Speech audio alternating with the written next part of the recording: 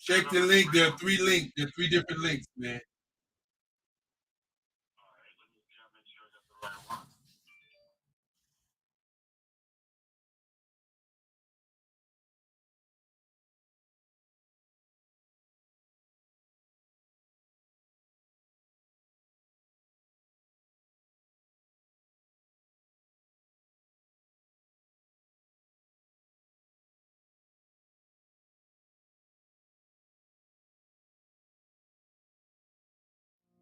Did you know that approximately 333.34 million businesses exist today, according to a report from 2021? And you may be one of those businesses, or maybe you're not in the business market yet, but you're aspiring to be a business owner. Well, guess what? You're in the right place at the right time. Because let's face it, everything is about timing and opportunity. Hi, my name is Dr. Lotus Richey, and I'm the CEO and founder of the Lotus Richey Coaching and Consulting LLC, along with the Lotus Richey Ignite Show. 15 minutes of success with Dr. Lotus Richey, as well as books to boom your business and bring who you are. And today, I want to bring this amazing message to you about the Black Business Network and the Black Business Olympics. See, the Black Business Network and the Black Business Olympics is designed to help people just like you, that's right, that look like me, to take their business to the next level. Not just in your front yard or your backyard, but globally. The Black Business Network and Black Business Olympics is designed not to just help you survive, but to help you thrive. So join us today as we come together with businesses all around the world to support our students, our children, our young teens, our young entrepreneurs. What we do is we come together to help raise funds for students who are aspiring to be business entrepreneurs, who are aspiring and who are thriving in college.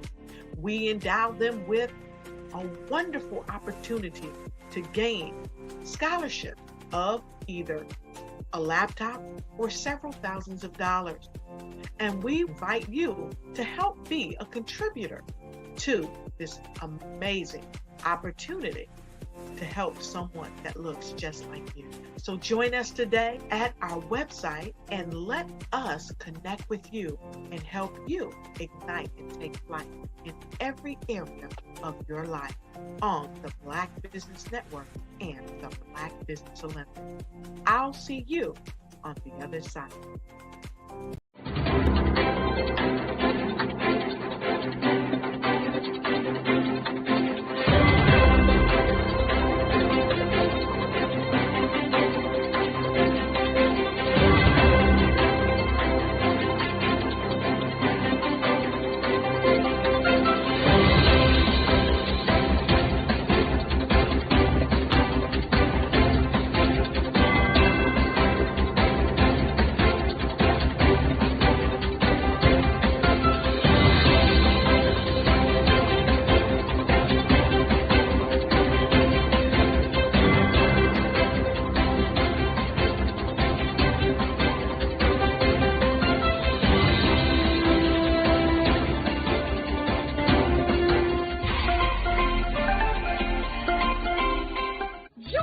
Dr. Eric Kelly III and a host of phenomenal speakers from all around the globe for this 7-day virtual event that you don't want to miss.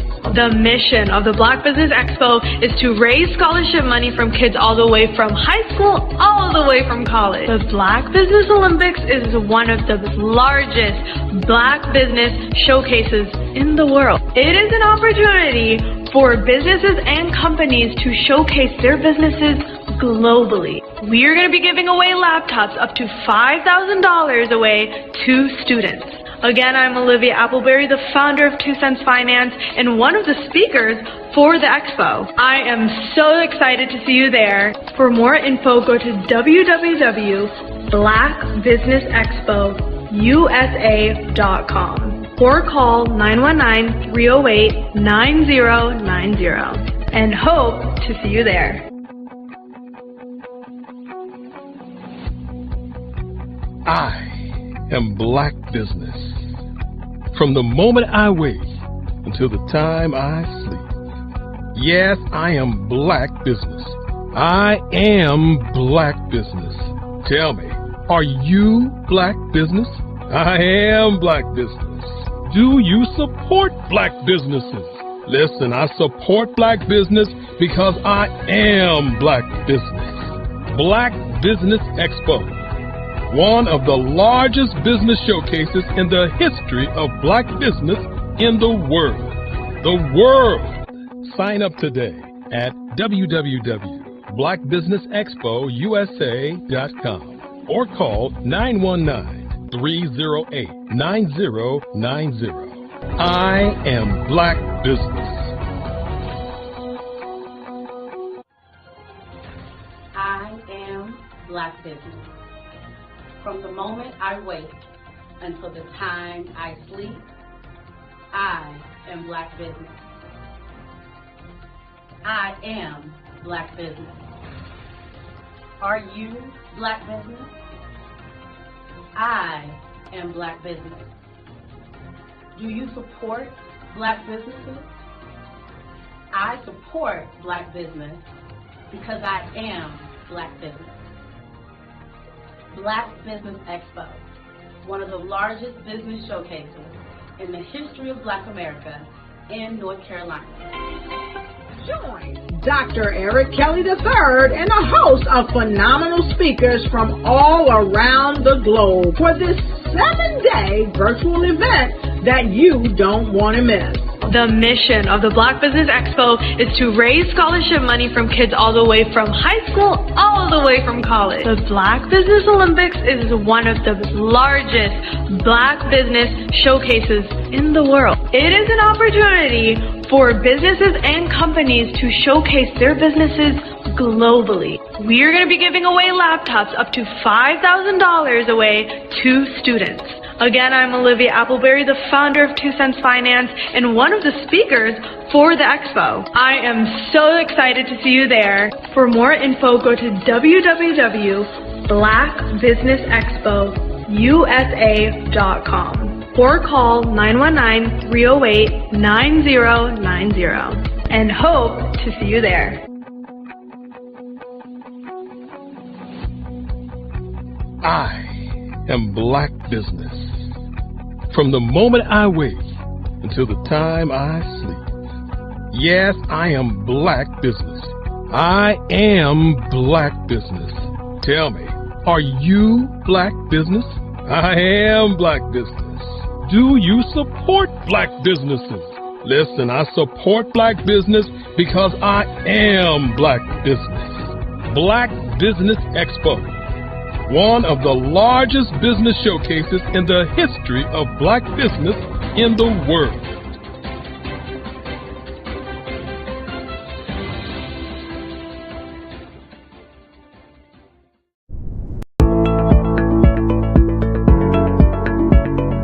Prepare for what's coming and dominate in economic winter. Stand strong and thrive by showcasing your great products and services globally through the Black Business Network and Black Business Olympics. The Black Business Network has showcased over 2,000 companies with over $7 billion in sales each year. Over 10 million attendees have viewed the rebroadcast each month. Through the Black Business Olympics, unique styles of business training and mentoring are turning students into business owners and entrepreneurial warriors who will dominate in any economy. Gain the ultimate advantage of the Black Business Olympics, 7 days of unbelievable topics and speakers speaking around the globe. Donate your time and experience to provide expertise and scholarships to students worldwide and change the world. Now, more than ever, new insights, tools, strategies, and capabilities are needed. This is your chance for a major presentation to the world. Fill out the form and join the more than 2,000 speakers who have presented to over 200 countries. Join the Black Business Network streaming live into the Metaverse, STEM City, Black Multiverse Enterprises, Hulu, Amazon, YouTube, iHeartRadio, Apple, Facebook, LinkedIn, Pod TV, IBM TV, Spotify, and Google Podcasts. Sign up today. Spaces are limited, and we will see you there.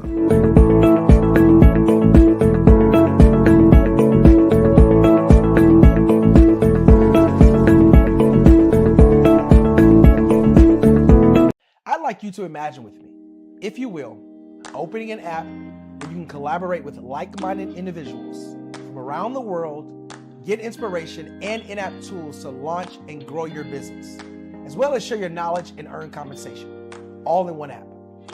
Well, the name of that app is Truso, short for Truly Social. Hi, I'm Matthew Newman, the founder and CEO of Truso. A new concept in social media, Truso is designed from the ground up to be a platform that's both social and empowering for all its users. How exactly do we do that? I'm glad you asked. First, Truso brings the world together via video.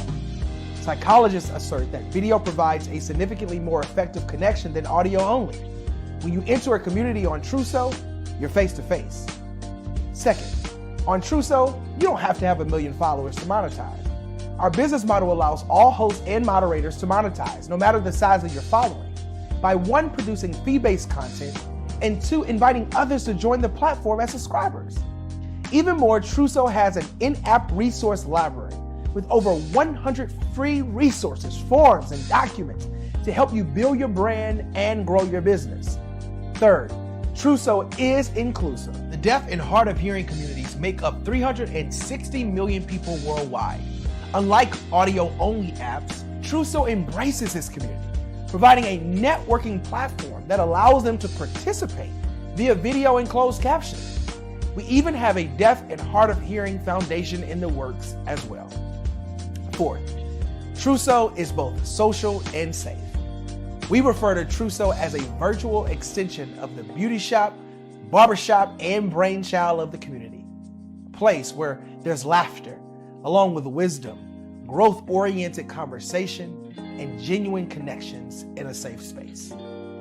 Truso even has proprietary security to ensure we maintain a safe environment for everyone. Where are we at now? Truso is live, y'all. We've launched in beta, and we're acquiring users daily. We have an incredible development and marketing team, plus amazing celebrity influencers at the table, helping us spread the word around the globe, beginning within the African diaspora and beyond by creating a safe space for growth, connection, and collaboration. We're truly excited about Truso. We've created something special for which there is a global market.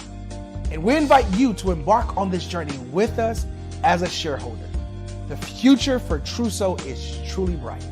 Join us and let's go there together.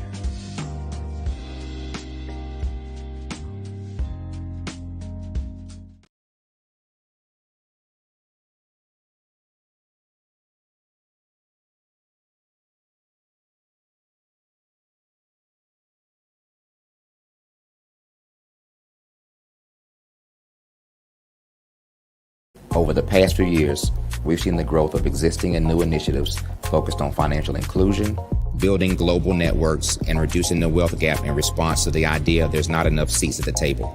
Whether their outcomes are to increase the representation of Black executives on corporate boards, ensure an inclusive global economy, or to create new U.S. African commercial pathways, the strategies are often carried out by separate programs. The question is, should they be?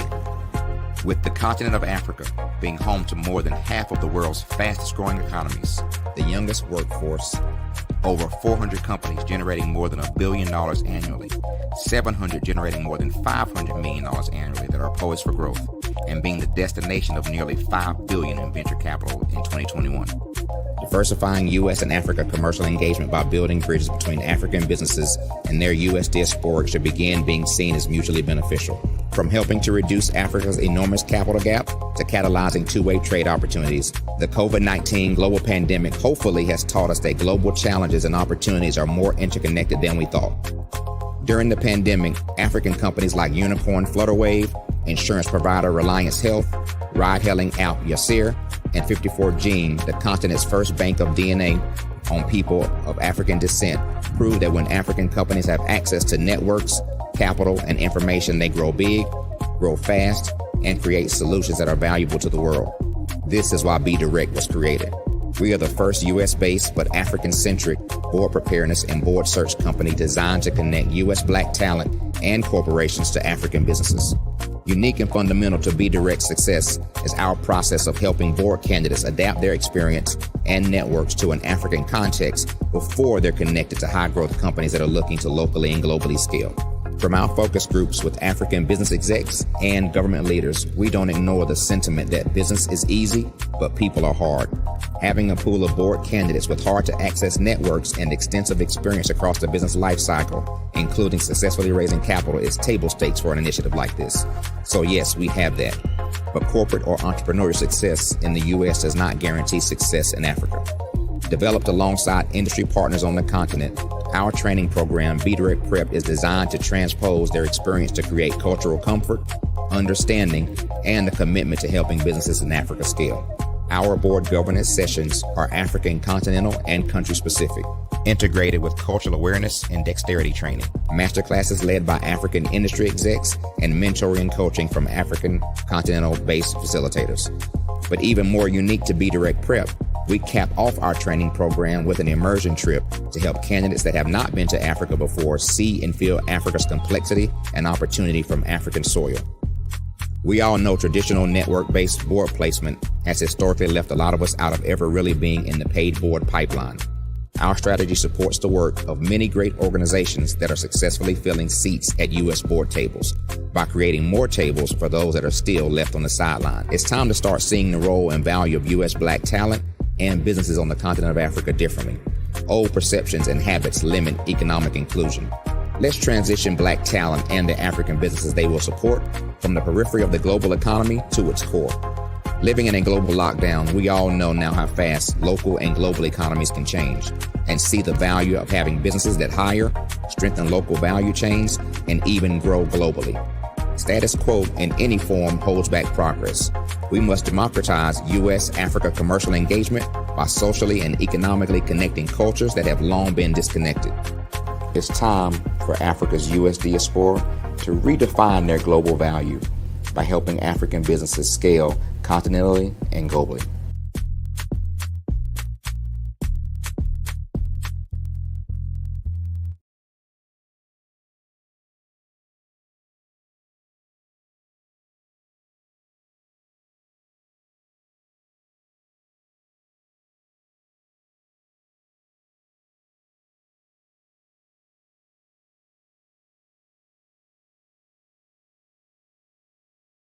I'm Nidhi Harris. My genius is being an entrepreneur. I'm the CEO of K-Lock, a company where I develop my very own line of kids supplements. I currently market my multivitamin for kids to help combat weak immunity. During the pandemic, research has shown that having a strong immune system is key to fighting off disease. My vitamins are for kids, but adults can benefit from them as well. I'm adding a proprietary blend to my supplement line. I want to create my own blend so that I have a competitive edge in the marketplace. Staying healthy is important to me so that we live longer and have healthier lives.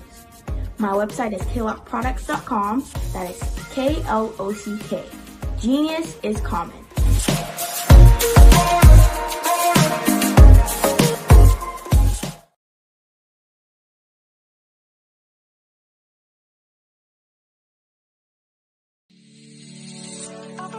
Did you know that our black dollar only lasts for 6 hours in our community? Yet other communities, their dollars last for 19 to 30 days. The Black Wall Street Nation. Black Wall Street Nation. Yes, that's why we created the Black Wall Street Nation. Black Wall Street Nation is a centralized directory available to all black businesses across the world. It was created for businesses like you, the ones that want to start and the ones who have a dream that have already started, such as businesses like Drop in a Bucket Productions, Valito Foods, Sugar Tea Branding Firm, All the Dazzle, Bun Cakeaholic, Miss Riot, and you.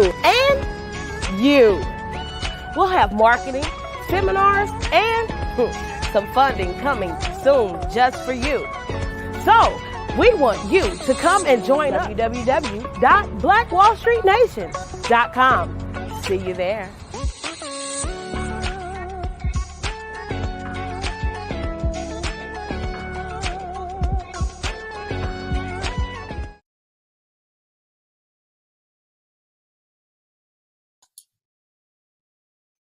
Hi, I'm Barbara Smith.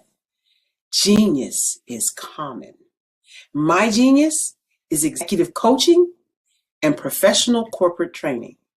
As the master executive coach and corporate training ambassador for the Genius is Common movement, I help business owners craft their stories in such a way that you know exactly what they do, what they have, and what they bring to the table. Many times as business owners, we are asked, so what do you do for a living? And we could be crushing in our businesses, but we're not quite sure exactly what to say in a short amount of time. Well, I help you take those stories that are the reason why you're in business and why you're so passionate about your business and craft them in such a way that people are drawn to you, as opposed to being repelled by you. Because every conversation, every time you talk to someone about your business, you are excited about it. But are you really conveying what you do, what you have, and what you bring to the table? And do really people understand why you care so much and why they should care that you have the solution to their problem? Well, I'm here to help you with that. As a master storyteller, I can help you with your stories and spin them in such a way that they are intriguing and fascinating. People want to listen to you talk about your business. That's why at the Genius is Common movement, I am the master executive coach and professional training ambassador. That's my genius. And genius? Oh yeah, it's common. What if you could build your own city? A place where every child can find nurturing people to help them achieve their full potential. A place where every adult can access job training support. Where health education is abundant. Where social justice ruled the land. A place without limitations. Welcome. You have arrived at STEM City USA. It is what every city should be. A safe and trusted community where you find people and resources to help you become everything you are and beyond. STEM City is unlike anything you have ever experienced. It is a digital twin of the world around you, only better. STEM City is about energy and soul renewal. It is more than a digital world. You can almost feel the power of live cultural events, music, and theater. STEM City promises a better future for children with caring mentors and hands-on activities with dedicated tutors to support our youth. STEM City is your passport to a healthy lifestyle with weekly events addressing our community's many issues. STEM City is your financial well-being with helpful information on wealth management, career advancement, job training, and so much more. STEM City is the community you deserve. It is the city where your dreams can come true. STEM City USA, a place in the sky that is accessible to all who reach for the stars.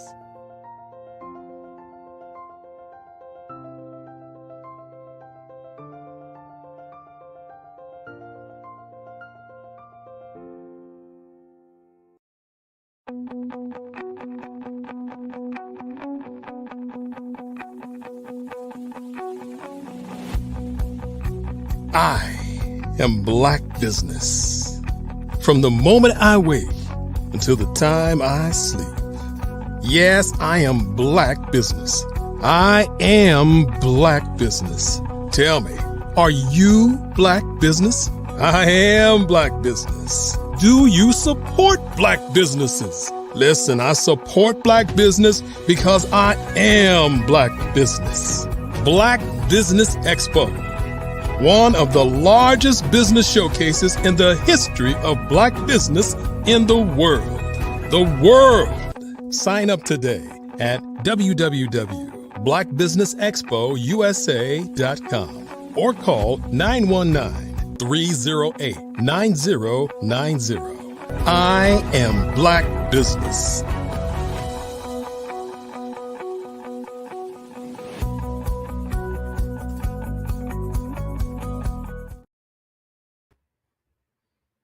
Hello, everyone. Good afternoon, good morning, good evening. It depends on where you're located.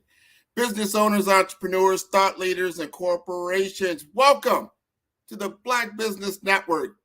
My name is Grant McGaw. I am the CEO of 5-Star BDM, and I am your business moderator for this afternoon and this evening on the Black Business Network.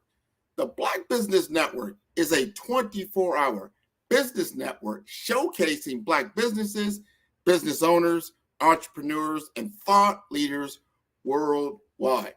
We have speakers from North Carolina, London, Singapore, Africa, Japan, and cities all over the United States. The Black Business Network is a global community sharing its business knowledge to empower, inspire, and educate businesses about business. So I will talk to you this afternoon in reference to some things that we're doing at 5-Star BDM and I think will be impactful for today's entrepreneur. There's a number of different ways in which you can engage with your audience, engage with potential customers, potential clients, and people that honestly that are in your corner, that are doing business with you, and you want to enhance value. And I do this on a daily, weekly, monthly, and quarterly and yearly basis. So I'm going to give you some tactics, some things that I'm doing I think will be beneficial for you. So I'm in a very competitive environment in information technology. It's highly competitive. There's people all over the world that are vying for the attention of a few key people and board members to advance their cause. A lot of times, these particular deals that I'm working on from a business development standpoint are 5, 6, 7, and even more as far as revenue on a monthly level, also a yearly level. So the opportunity to get in front of your client, give them your story, to tell them how you're going to solve their big problem. It's very, very important when you have a very narrow window of time. So how do you do that? So what I've been doing for the last year or so is taking a page out of my book when it comes to developing a brand. And when I say not just a brand, what you normally would think, with how you're perceived in the mind of others, and that's what a brand really is. We're talking about a signature branded event or story, something that you're known for, that you do. It's a program that you've put together that is different from your competition, right? So you do your research, look at the landscape, take a look at what your competitors are doing in the space. Now, right now, what you'll see a lot of webinars, you'll see a lot of private, Zoom meetings, you'll see a lot of email chatter that goes out to try to get people engaged, to get time with them, to get face time with them. And I noticed this. That's all right. If I just jump in with the same process, I'm going to get the same result. I'm going to get a very small window of time, even a smaller window of time, because I'm just joining the fray. And from the customer point of view, this is just more noise. Why am I going to spend time doing this? I have all these other options that are available.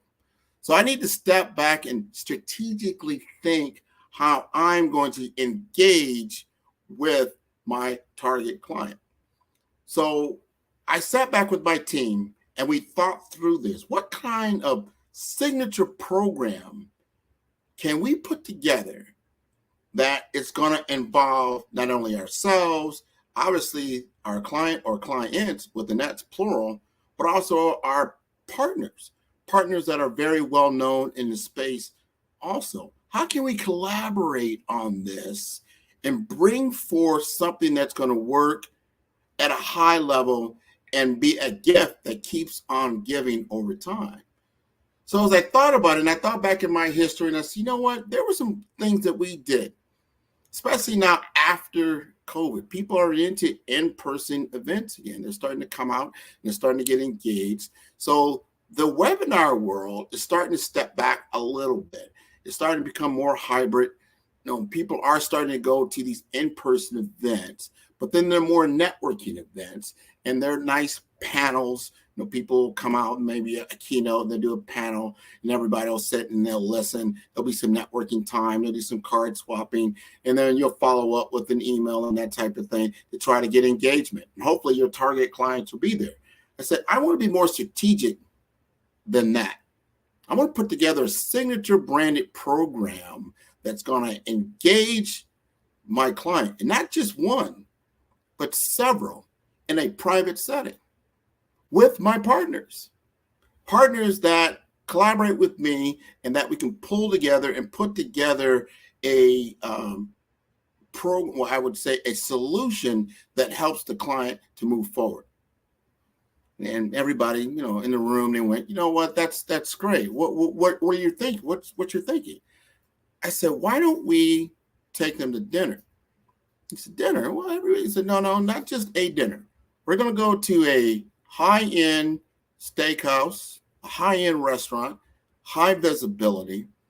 We're going to have them put us in a private room, and this will be a private affair.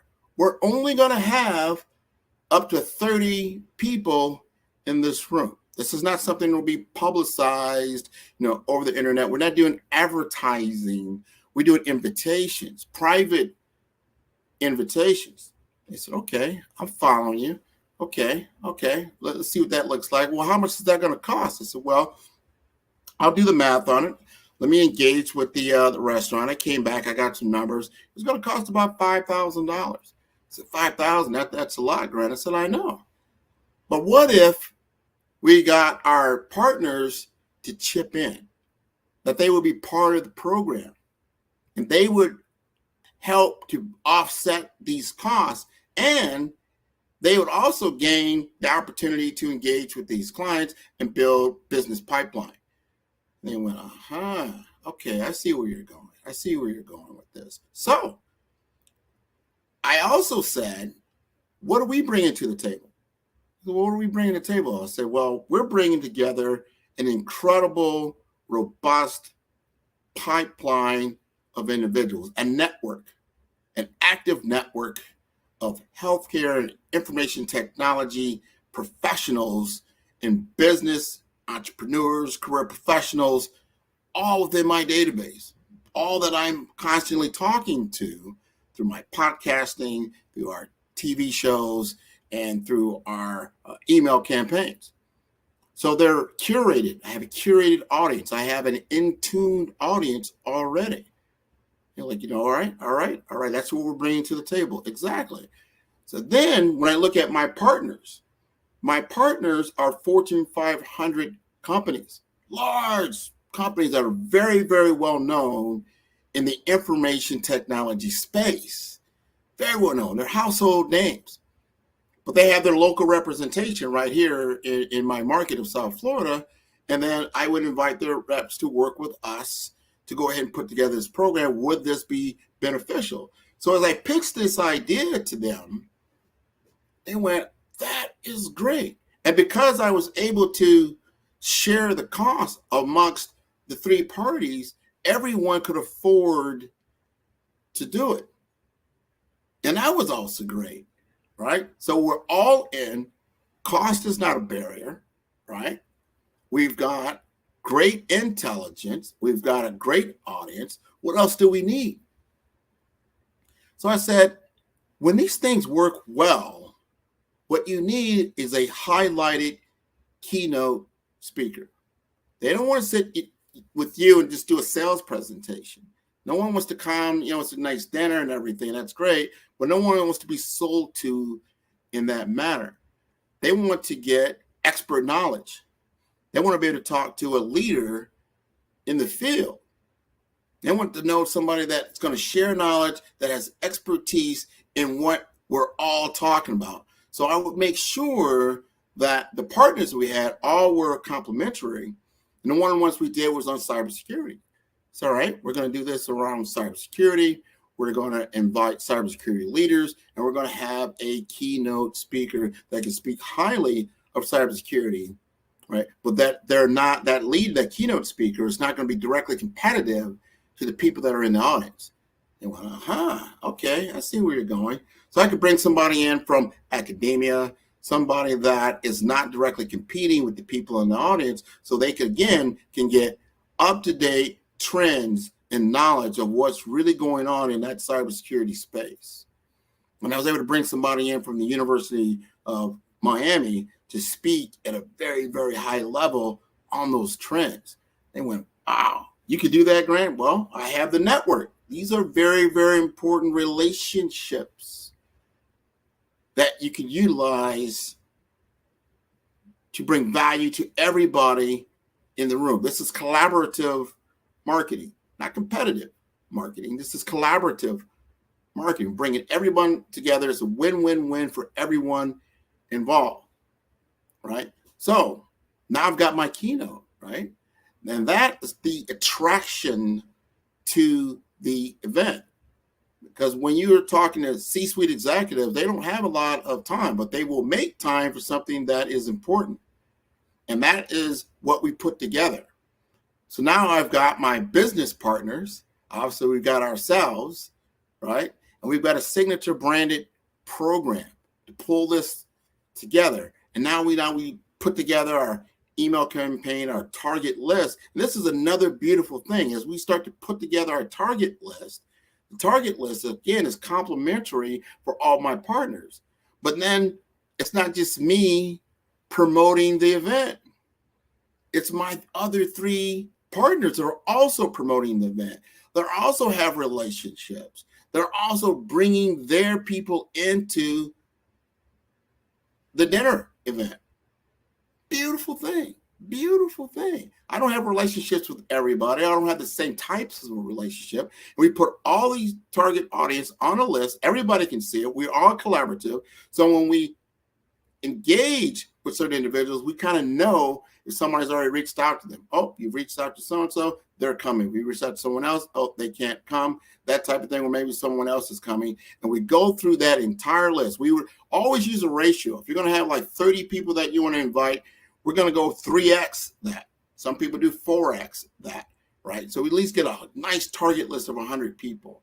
What you're going to find is you're going to find like, wow, I didn't have relationships with some of these other accounts, these other individuals, and they're all now on this list, and the contact information, all that thing, all of those things. And that goes vice versa for everybody. So now we're all sharing a pooled collaborative field of information in which we all can enrich ourselves, right? Again, it's collaborative. We're not stepping on each other's toes. It's great that someone else can reach out and talk to this individual or get into a sales deal that's complementary to you as well. And we all have an opportunity to enrich ourselves.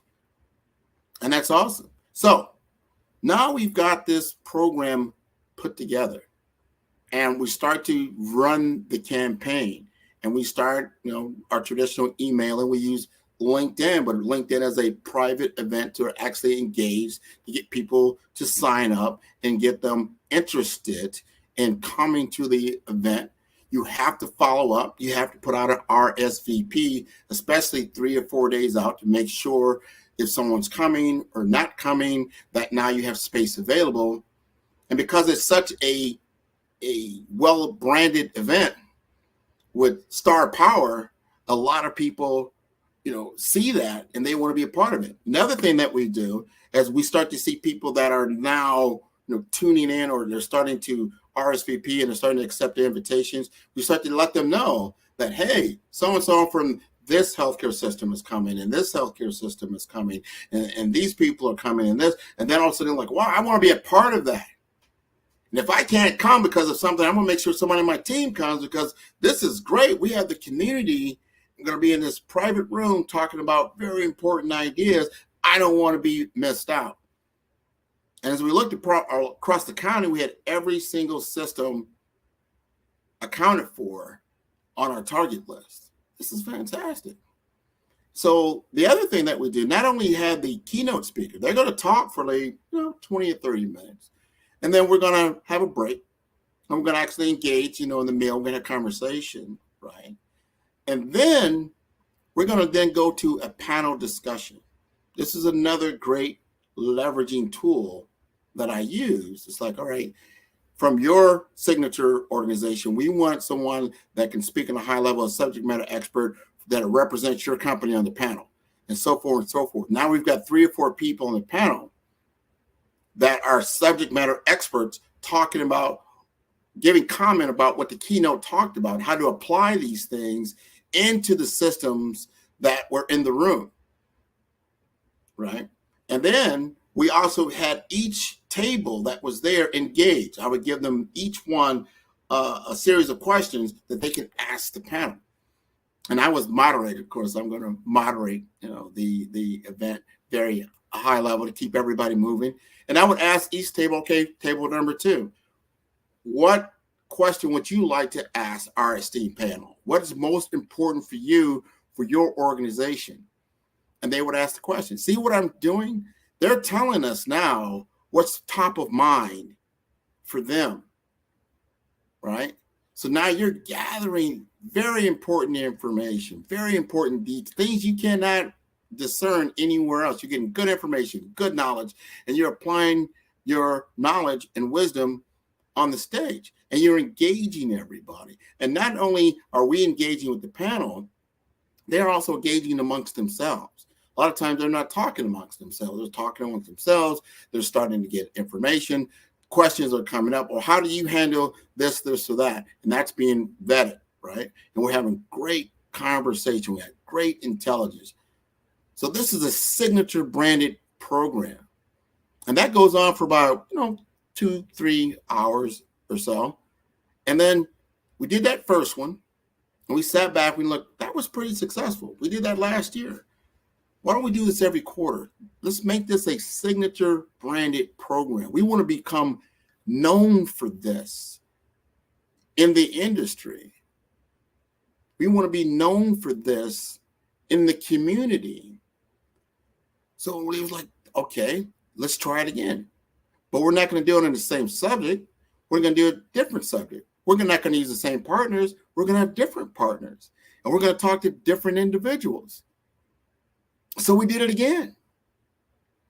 And they came again. And it was very successful. It was sold out. We're developing relationships that we never, ever, ever had before. Not only with the client, but also with the partners. Right? Remember, these are multi-billion-dollar companies that we now have developed relationships with. These are multi-billion-dollar clients that we now have relationships with. And then we're starting to be known for our signature branded program that we put together. Right? So to date, we've done 3 of these programs. And we're about to do the 4th one in September. And this is going to be fantastic because now everything that we talked about is coming to fruition. Anytime there's any new executives that now come on board or they just became, part of a new organization, no one knows them very well, we invite them to these events and they get a chance to actually network and grow their relationships that they didn't have before. And not because they're bombarded from a sales perspective. We're not standing there giving them a bunch of flyers and a bunch of sales pitches. No, because remember, we're gathering knowledge and information about what's truly going on with them. And now we can have intelligent conversations either then or even later. And they will pick up a phone call, right? When you call. or they'll answer an email. Hey, what's going on here? What's going on there? This might be important for you to know. Now you set yourself up as a knowledge expert, right? That go-to person. You need to go to Grant to find out about this or that. He has the relationships with a lot of the partners that you're probably already doing business with one way or another, but he has the intimate relationship, right? And then you could take that from now that group dinner to now a private luncheon or just a standard office meeting to have more meaningful discussions as we move forward. So that's an example that you can use and think about in your own market. How can you put together a signature branded program, a program that is different from where your competition is right now? It's different from what your clients are expecting, and you're packing it with value on top of value on top of value for everyone involved. And money, again, is not the barrier. It's like, wow, that sounds very expensive. Remember, I divided it amongst 3 or 4 different entities that it became very easy to do this. Now it's just a matter of timing, making sure the timing lines up. I always suggest you do this 4 to 6 weeks out. Give yourself some time, some runway. Give people enough time to put it on their schedule. Remember, especially in the business I work in, these executives, their calendar fills up very quickly. So you want to be able to give them an opportunity that they're not so booked out. So 4 to 6 weeks is decent enough time. And then it's after work. So this is 6 p.m. to like 9 p.m. at night, and not too far away from where they'd have to drive to get there, right? And that's very, very important, especially if you don't have the relationship. If you're out there cold calling, cold emailing, cold in-mailing, you're not getting that warm response. Look to what I just talked about, getting partners that may already have the relationship, or maybe they're further along the process than you are, and you collaborate together on a signature branded program that you can put together. That it's not a community event, it's a private event. It's a private affair in which you can have intimate conversations to solve business problems that are important, not only for your client, but the client, all the other clients in the room. So I want to let people know these are the things that I do, giving out my secret sauce when it comes to business development that you might not hear about, you might not know about, right? It's very easy to say, well, we'll put together an email campaign. Not a problem. A lot of people do it. You're no different from anyone else. We'll put together a social media campaign. No problem. Good tactic. Not a problem at all. But you got to remember, everybody else is doing that, right? I'm going to put together a networking event. Well, that starts to help. But how open it? What's the clear purpose of it, right? And is it geared for a desired result? So that's where you start to get into signature branded programs that when you start doing other things in the community, people start opening your emails. They start following you on social media. They start coming to your networking events. They start going to your webinars, right? That's another thing that we're doing as well that I think brings a lot of value to the table, is that not only have a webinar with your target audience, that possibly, when a lot of things I do is not just me talking, I will have someone who's already had the transformation. Someone's already gone through my program. They've already consumed my product or service, and I want them to come on and let's talk about their experience as part of the webinar, right? And that gets people like, all right, I might not totally get that good feeling of trust and credibility from Grant, because obviously he's going to tell nothing but good things about his company. Most people won't get up and tell all the bad things, right? But if you hear from someone else, it goes a longer way, and someone else is telling you factual truth about what happened during their journey and their experience, it's going to go a longer way. But that's just part of the process. The webinar is just part of the process.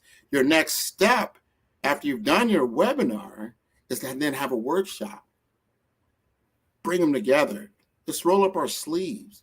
Let's talk about this. Let's actually get in there and tinker with stuff. Let's pull out the tools. Let's go ahead and try it out. Let me show you how this works. Now you've gone from webinar to workshop to now you start getting into your next step. After that, automatically is going to be a sales engagement, because you're going to find so much information out. How can we then implement this into your business? So those are two things I just talked about. And a lot of times you can even put them together, have a signature branded program. Now, what I use is a dinner event, have a signature branded webinar workshop series that you can work through. Start thinking about things and combining things that engage your client, engage yourself, and look at it as a collaboration with all of you, especially your partners. Partners are so important because it allows you to see and do things that you normally wouldn't see or do as you're engaging together to create what? Revenue opportunity. Right? Pipeline development, right? Something that a lot of people don't like to do. You've got to look at funnel. What does that funnel really look like for forecasting? How can you forecast if you really haven't got deeper into your activity that's leading to a desired result and a quantifiable outcome? And that's just for new business. Think about that for your existing business, and you're doing that for your existing pipeline. And you can begin to really know what's really going on, because that's what you want to do, especially in my business, is that what is the revenue that is going to happen for surety? And that's very important when you get into forecasting and you start looking at what happens in these Wall Street companies and whatnot. They have these forecasts and they have to hit those numbers or their stock value goes down. How do you get to that assurity? You want the same kind of assurity for your own funnels. So now we're going into the end of Q3, going into Q4. You don't want to always be starting from scratch. So you want to build and know and have trust that that the business is coming your way and it's just a matter of timing. But you've got to build that funnel from the very beginning. So I gave you the process from the very beginning all the way toward the end as you listen to this particular discussion. So I hope I have been beneficial for you in your endeavors as an entrepreneur. When you're engaging with 5-Star BDM, I am the CEO of the company. You are engaging with me in my 25 years of business development, right? So I'm a fractional BDM for a lot of different organizations to help them to grow, to understand the information that I have and experience I've gotten from Fortune 500 companies that I've worked for, and what it takes to compete in a highly competitive business when you're doing 5, 6, 7-figure deals. And I've closed a numerous number of multi-million-dollar deals. These are strategic and not transactional, and that is why this is so important. So with that said, the Black Business Expo's mission is to raise funds for high school seniors going to college or K-12 entrepreneurs. This expo is a fundraiser for students. You may go to www.blackbusinessexpousa.com to donate to the scholarship fund, or use the Cash app that's on the screen below and say $BBX USA to your phone to give. Our goal is to give laptops and up to $5,000 to 10 students. Students can register online at www.blackbusinessexpousa.com. Every dollar counts. So we want to remind you to donate to the scholarship fund.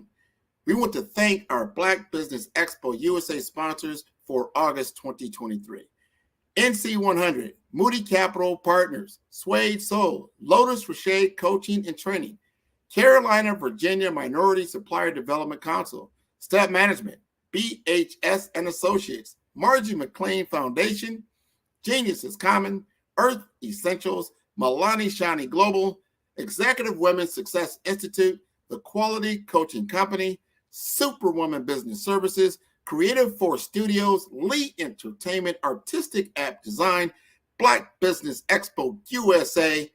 Genius is Common, and I'll see you on the other side.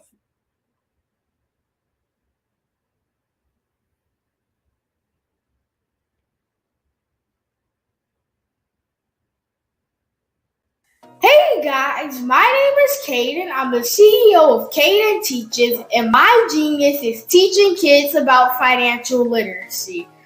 Throughout my financial products, such as my financial flashcards, my activity book, and my newest project, my financial bus, which I bought.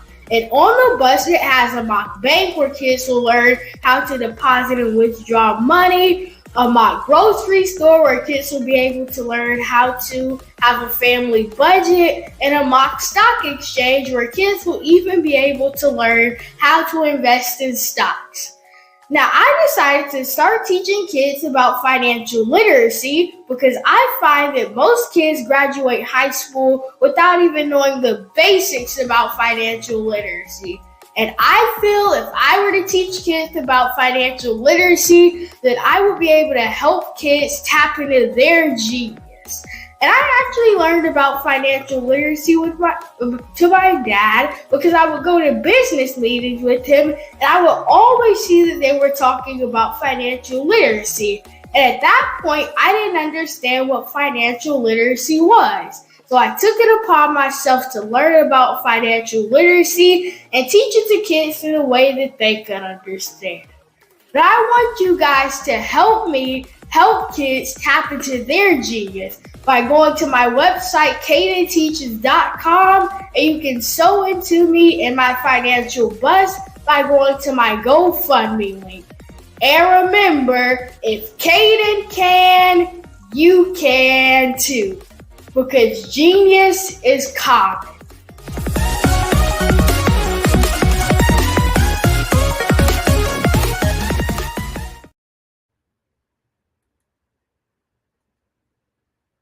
You know how a lot of people say that being successful is a great thing? Well, it really is. Yet having a successful mindset is the thing that propels people to their ultimate success. Now, many of us get stagnated. So have you been?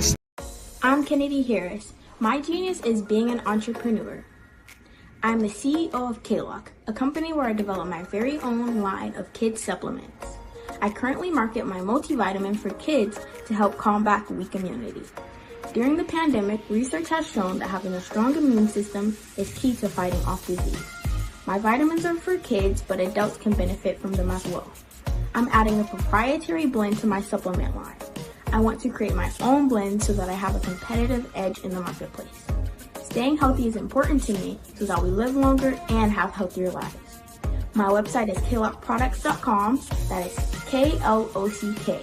Genius is common.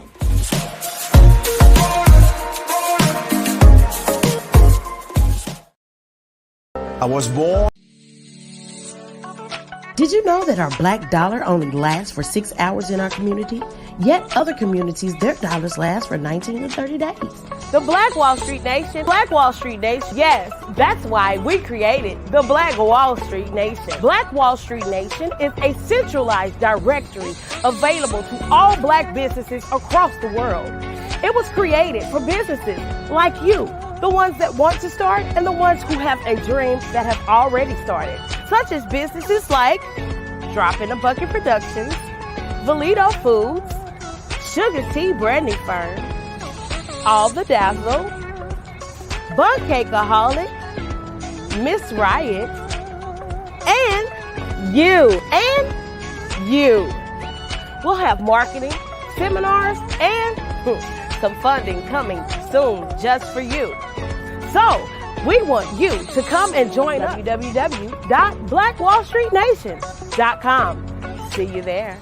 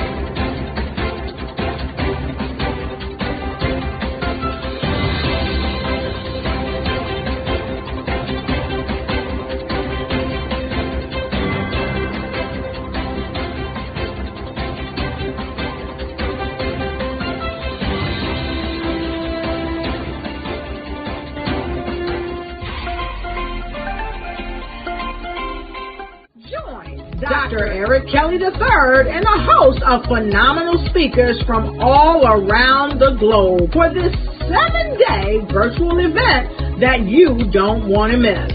The mission of the Black Business Expo is to raise scholarship money from kids all the way from high school, all the way from college. The Black Business Olympics is one of the largest Black business showcases in the world. It is an opportunity for businesses and companies to showcase their businesses globally.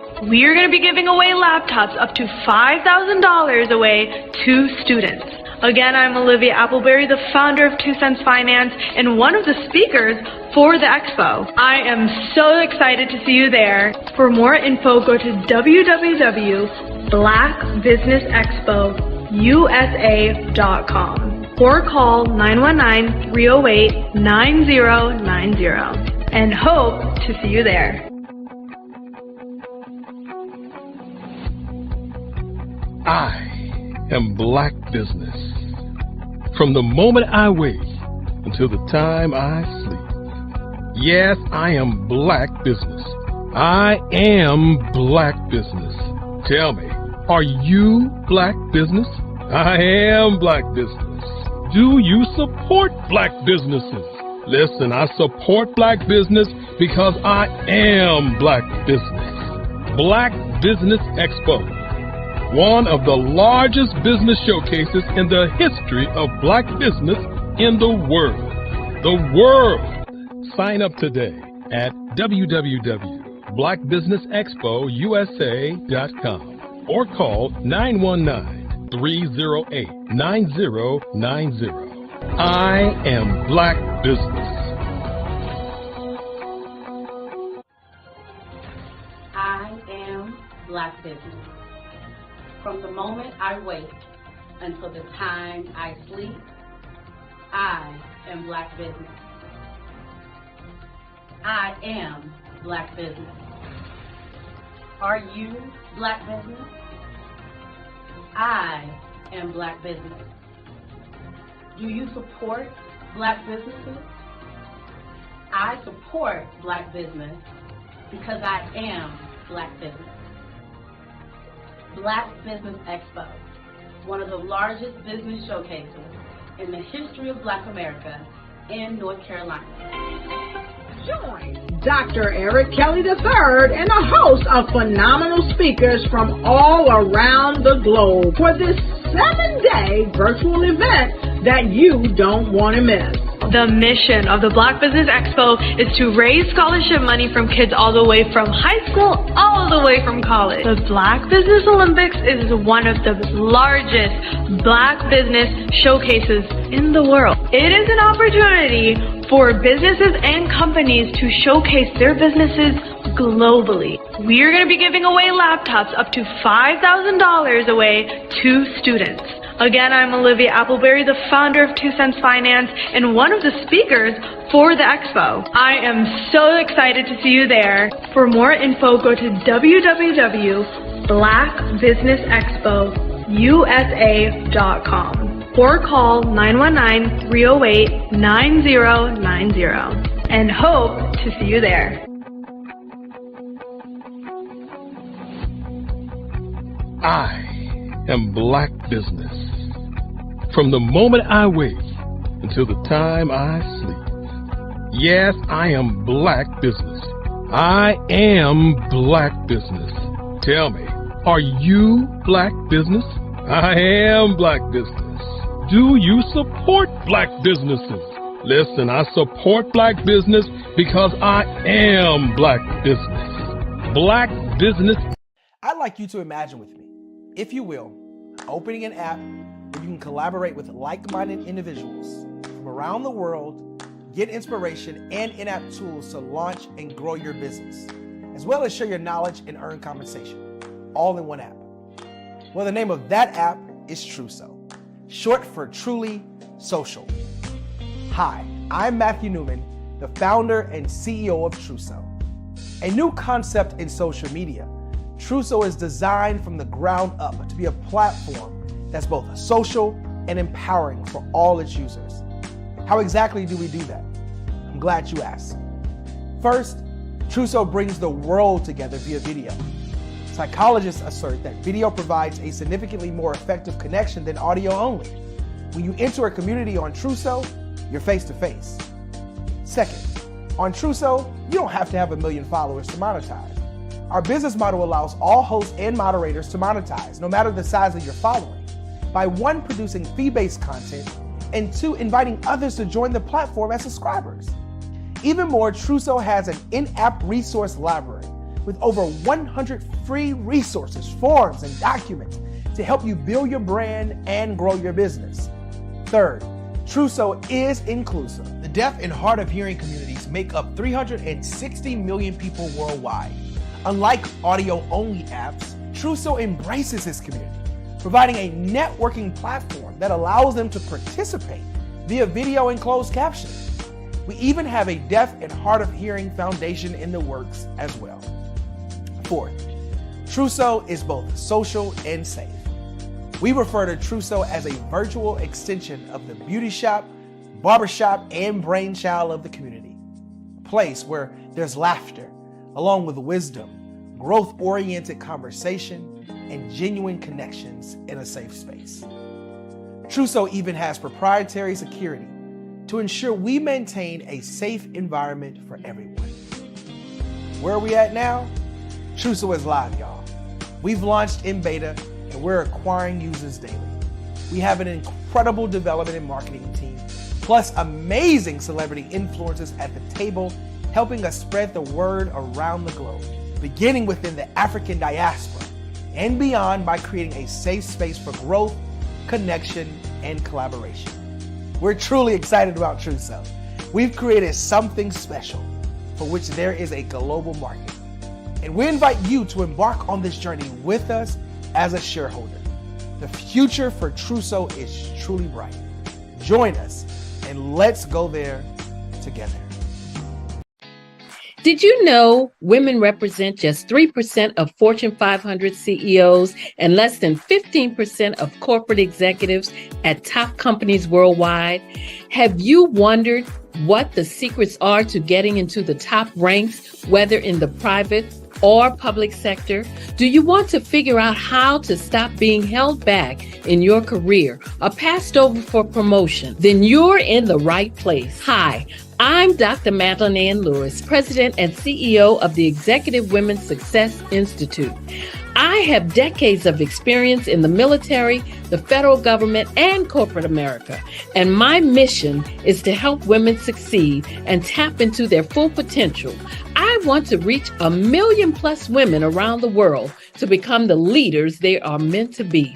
So if you want to move into a management or executive level position, or maybe you are a female veteran transitioning out of the military into business entrepreneurship, then reach out to the Executive Women's Success Institute at 301-693-3284. Let us get you on the fast track to success.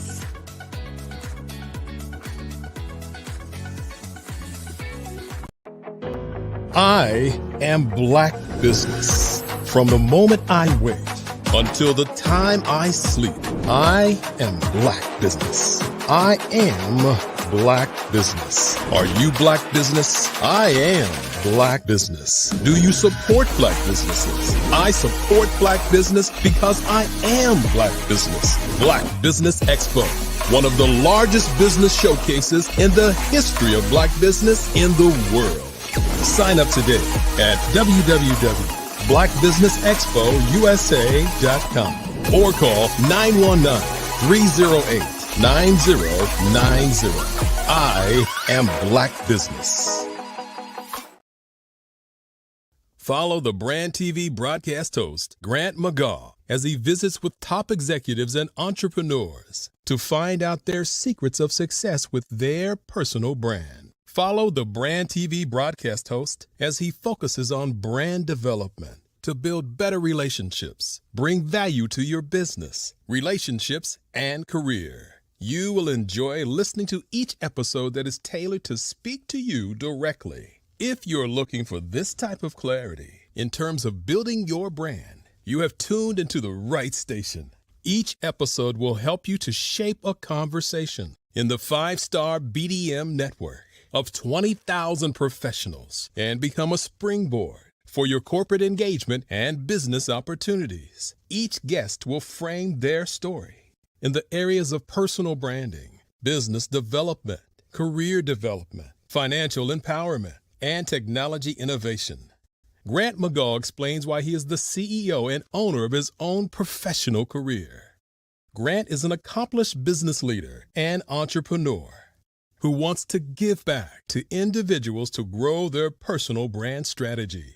Tune in as he weaves his story about new possibilities, while to you exceed expectations. If you love storytelling, this show will make for fun.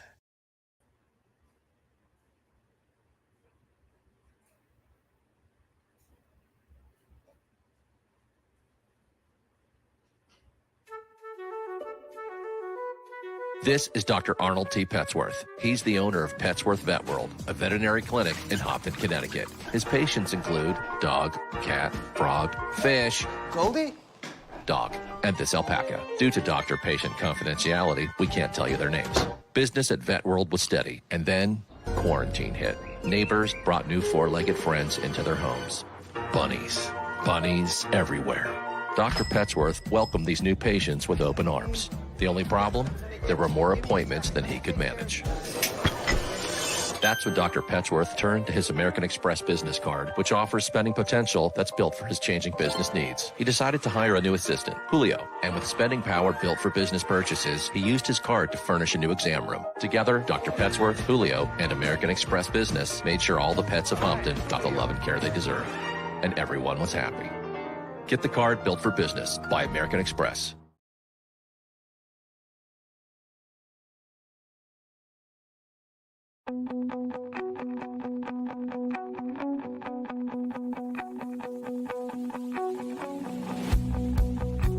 I am Black Business.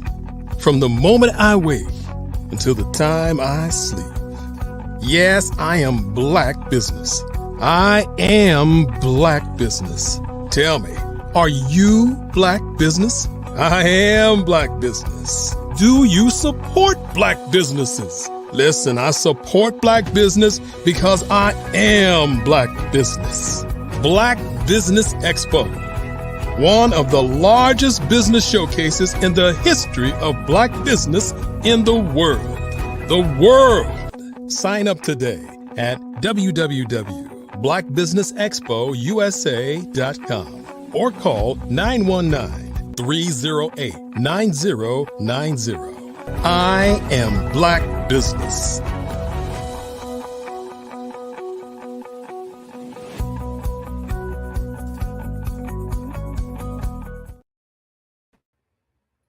Hello, everyone. Good evening, business owners, entrepreneurs, thought leaders, and corporations. Welcome to the Black Business Network. My name is Grant McGaugh, CEO of 5-Star BDM. I am your business moderator for this evening on the Black Business Network. The Black Business Network is a 24-hour business network showcasing Black businesses, business owners, entrepreneurs, and thought leaders worldwide. We have speakers from North Carolina, London, Singapore, Africa, Japan, and cities all over the United States. The Black Business Network is a global community sharing its business knowledge to empower, inspire, and educate businesses about business. Today, we present a true testament to resilience and transformation. Unisa Camara, once at the helm of Black Lion Entertainment and Camara Homes in the U.S., today he stands as the dynamic CEO of the Global Speakers Platform and Camara Youths in the UK. Fueled by personal tragedy and an undying drive, he founded Camara Youths in memory of his late son and the Global Speakers Platform to uplift voices globally. But Unisa's influence isn't just in his ventures, it's in his life story. Surviving gunshots, the heartbreak of loss, and incarceration, Unisa has turn adversity into advocacy. He's not just a business magnet, but a beacon for change, hosting TV shows on Amaze TV, leading radio broadcasts on the Beat FM 106.6 and Blunch for Life Radio, acting and authoring. Eunice's journey has graced stages, podcasts, and magazines worldwide. Prepare to be captivated, inspired, and empowered by the indomitable Eunice Camara. Grant, thank you so much. I look up to you because I've been watching your growth and I'm quite impressed. Well, we've been watching each other. I really appreciate all that you do. I'm so glad you're here from the UK. It must be, midnight there? Now, it's about, 10 p.m. Okay. But I just want to say congratulations on all your achievements. And I know the sky is not the limit for you, my brother. Congratulations. Thank you. Thank you very much, Eunice. Genius is common, and I'll see you on the other side. Good afternoon, good evening, ladies and gentlemen, wherever you are in the world. As Grant stated, my name is Eunice Camara. I am a global youth advocate. That's the most important thing to me. But besides that, I've been a serial entrepreneur for over 20 years. I can sit here and tell you about my son, but that's not what this platform is about. This platform is about elevation. This platform is about self-awareness and growth. So, again, my name is Eunice Camara. I was the CEO of Global Speakers Platform, Camara Youths, and also Black Line Entertainment. I am now the CEO of Global Speakers Platform. Now, what we do at Global Speakers Platform is to elevate our speakers globally. We give you the television, we give you the radio, we give you the newspapers, we give you the magazine, we give you virtual stages, we give you speaker training, but most importantly, we give you the live stage. We work with you through your journey of becoming a global speaker. Now, I just want us to talk a little bit because a lot of people are under the impression that being an entrepreneur is just an overnight process. Now, most of you entrepreneurs that are out there listening to me, again, I applaud you for your hard work. And those of you young entrepreneurs that are just starting out, remember, failure is not failure. If you don't succeed on your business, it's just because there is a puzzle piece that you forgot to put in. So look at it as a learning experience. Today, I want us to talk about the mind because as a global speaker, I speak on the laws of attraction, the vibrations of the universe.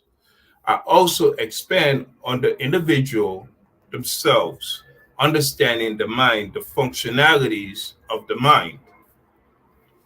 Now, as we go through life, we have to understand that we possess one of the most powerful tools, and that is the mind. And when we learn to utilize the mind, success is nothing but a step away. We have to understand that the mind can create whatever we focus on.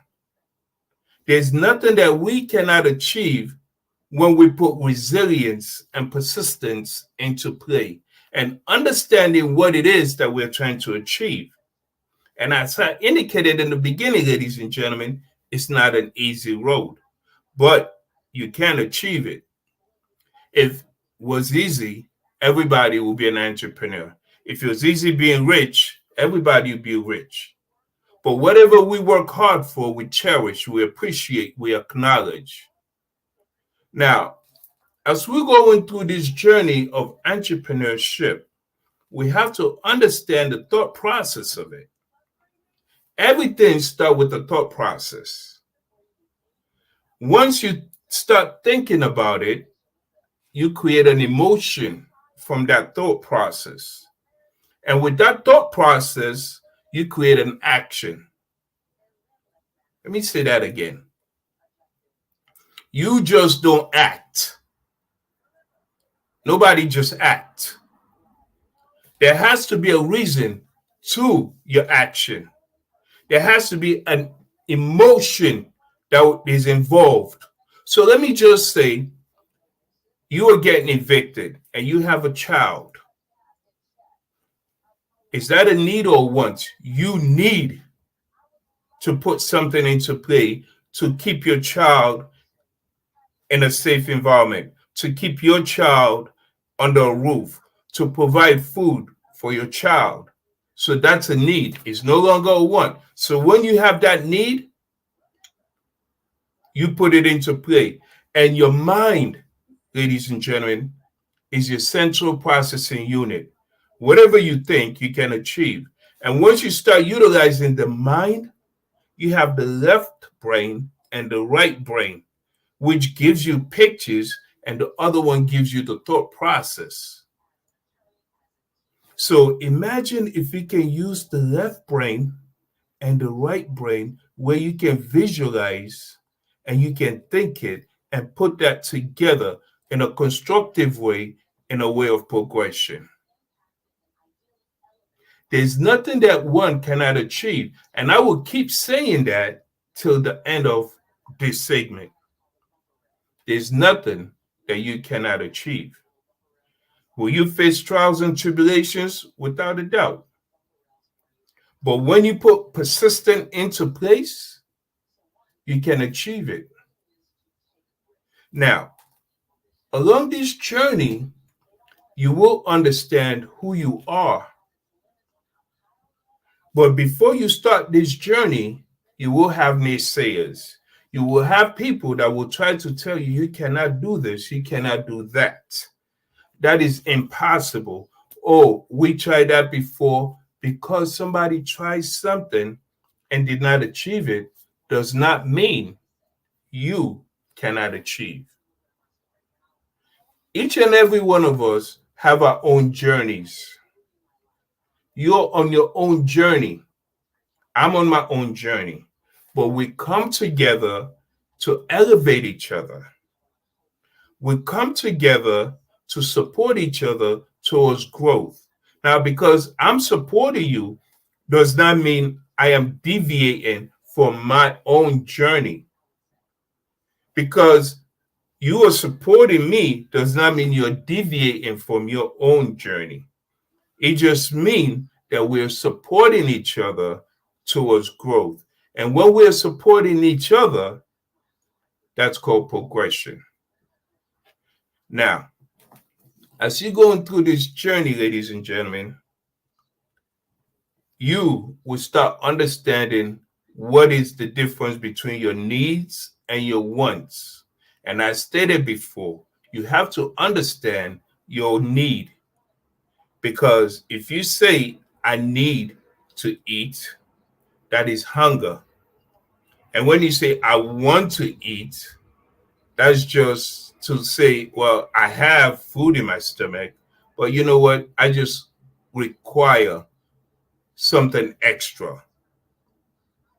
So in this journey of life, in this journey of entrepreneurship, in this journey of self-awareness, as you're growing, you will learn who you are, what your objectives are, what your goals are. You will understand that the fact that with this journey, you will face something called mind elevation. Because when you come to that hurdle of hardship, you feel as though, well, I'm out of ideas. I cannot do this. You have to sit back, and every time I'm on this platform, I expand on something similar. Why do I expand on something similar? Is because I want you to put the connection together. I want you to understand the puzzle, that it's not going to be an easy journey. You will face hard times. But does that mean you need to quit? Does that mean you need to stop? If you decide to stop and go back to continue to being an employee, Well, the person that you're working for had faced the obstacle that you face, and they did not quit. They did not back away. They add in the resilience. They add in the mind expansion, the growth mind, willingness to learn, willingness to understand, where did I go wrong? How can I rectify this? Remember, no one can stop you from your growth. Nothing can stop you from your growth. The only thing and the only one that can stop you is you. You possess something so unique in within you. There is something so different about you that no one else possesses. McDonald's and Burger King are both fast foods, but what makes each one of them stand out? When they started McDonald's, it was two brothers. They had a fixed mindset that this is how it's going to be, and this is the growth that's, expectation of it. And then a gentleman came along, a salesman at that, and he kind of went behind the scene and understood their whole marketing, their whole structure. And then he said, well, if they cannot do this, I'm going to take over their business. Do you get it? If you cannot create and try to expand, there's somebody out there thinking something similar to what you are thinking. Now remember, because I said that everybody have their own journey, don't mean people are not thinking what you are thinking. You have to understand that you're going to have competitors in any field. You can go to school to become a doctor. There are other doctors out there. You can open your own surgery. You will face other surgeons doing the same thing. But what makes you stand out from the rest? You have to understand your uniqueness. You have to understand your creativity. You have to understand your craft. You have to understand the marketing aspect. In business, there's so many pieces that you need to understand. But the most important thing that you need to understand, there are people watching you. There are people watching you, not in a negative way all the time, but there are people watching you to say, I like their work ethics. I like what they're doing. I like what they stand for. I like their personality. People will come to you and say, how can I be a part of this? How can I be a part of what you are building? The more you grow, the more people will come along your journey. That does not mean that you should now forget about that aspect of the business. But when Buffett stated, quote unquote, every time I go into my meetings, if I'm going into my marketing, I research, I study it. So that way, when I go in there, I'm able to engage. When I go into my financial, my accountants, I go through the numbers. I do my research. So when we are talking, we're on the same page. And if there's something that I don't understand, I would say, well, I don't know. Explain that to me. People that come along in your journey, they're willing to support you, to educate you. Your objective is to have the mind expansion, the willingness to engage, the willingness to say, tell it me again. Or let me do my research. And whatever I'm lacking, they will fill in the blanks. This is all part of growth. You know, people sit there and say, I wish. When you actually sit there and you start saying, I wish, it's like you're giving people the opportunity, your willingness. You understand? You're taking things away from yourself. So now you're depending on somebody. You're hoping. Now there's something called manifestation, which indeed I talk about all the time. When you manifest, you don't see it.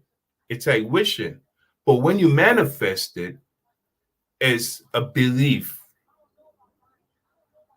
You believe that your business is going to blossom. You believe that you are going to make a difference in your community, in this entrepreneur world. So when you manifest, you take action. Now, in the laws of attraction, we say ask, seek, and receive. In the entrepreneur world, we say go get it. Simple. But before you go get it, you have to plan, which is structuring, which is strategizing, and then you can execute. You just don't want to jump into a river without knowing the depths. You don't want to jump into a lake without knowing the warmth of it. You don't want to buy shoes without trying them on. You don't want to go get that beautiful dress that you see your friend wearing or you see on television without fitting it on. Whatever we do, understand the market, understand what you want to do, understand what you want to buy, try it out. But one thing I can tell you today, ladies and gentlemen, is that it's never too late. It's never too late. It's never too early. Whatever you want to do, understand what it is that you're trying to get into. And that is like trying out that new dress, trying out those the new shoes before you purchase them. Different terminologies, same thing. We possess, again, everything we need to succeed. You possess something that I don't have. I possess something you don't have. Don't envy somebody else, but celebrate that person and say, how can I help you? How can I support you? When you offer your support to people, that makes them want to engage with you.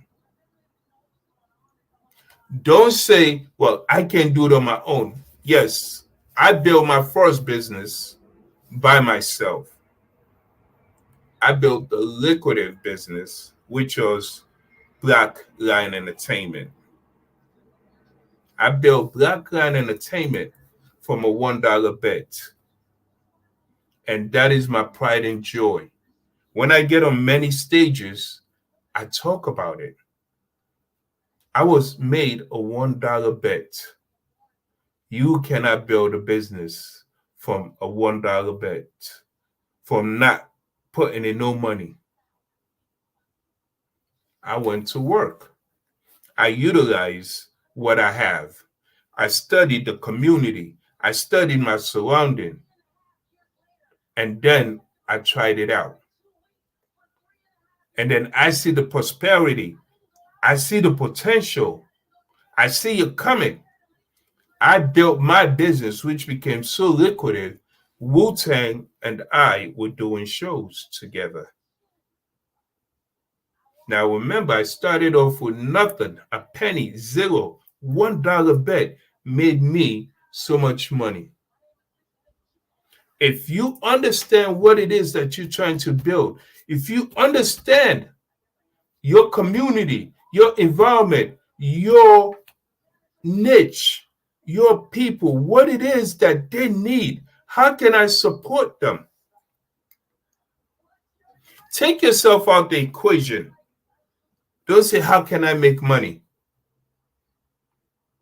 How can I be of support? How can I make a difference? What do they need? And how can I get it to them? Global Speakers Platform, the reason why we are who we are is because we understand the speaking community. We understand that a lot of speakers are paying so much money for coaches to coach them. And what happens after they coach them? They say, thank you for your business. Goodbye. They don't care if you go get a speaking job. What happens when you have a little money, then you say, I want to be on TV? You spend that money. What happens? That's it. You want to be on the radio. What happened? What we did at Global Speakers Platform is understand what other speakers need. So we brought team together.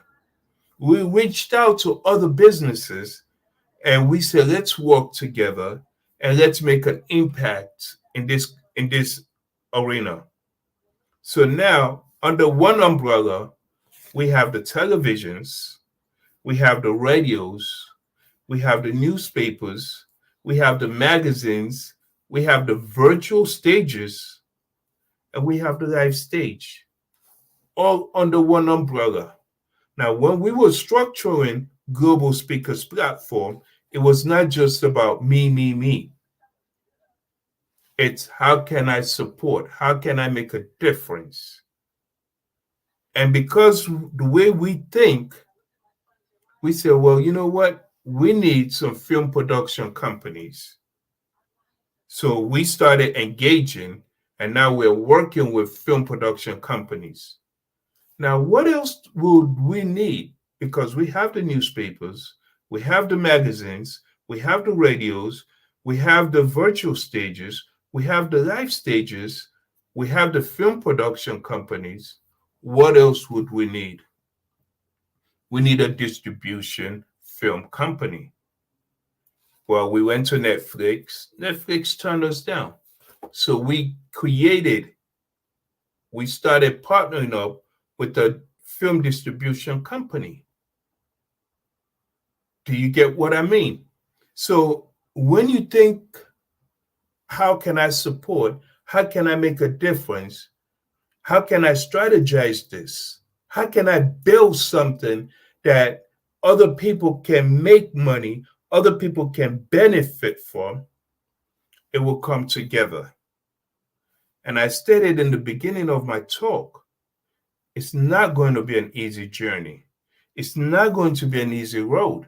You will have, sleepless nights. But you need to believe in yourself. You need to believe in your vision. You need to understand that you will face obstacles. You will face the hard times. But you have to keep going. Because the day you stop, it's like literally you giving up on your vision, on your dream. No two people have the same dream. You cannot go to bed with your partner tonight and then you wake up and say, we had the same dream. It's impossible. If you can reach out to me and tell me that you and your partner, you and your sibling, you or a parent of yours had the same dream, I'm willing to give you anything that you desire because there's no such thing. Now, with that, that's an indication of your uniqueness. That's an indication that what has been given to you, no one else have it. No one else has that. So again, you need to understand that this is your journey.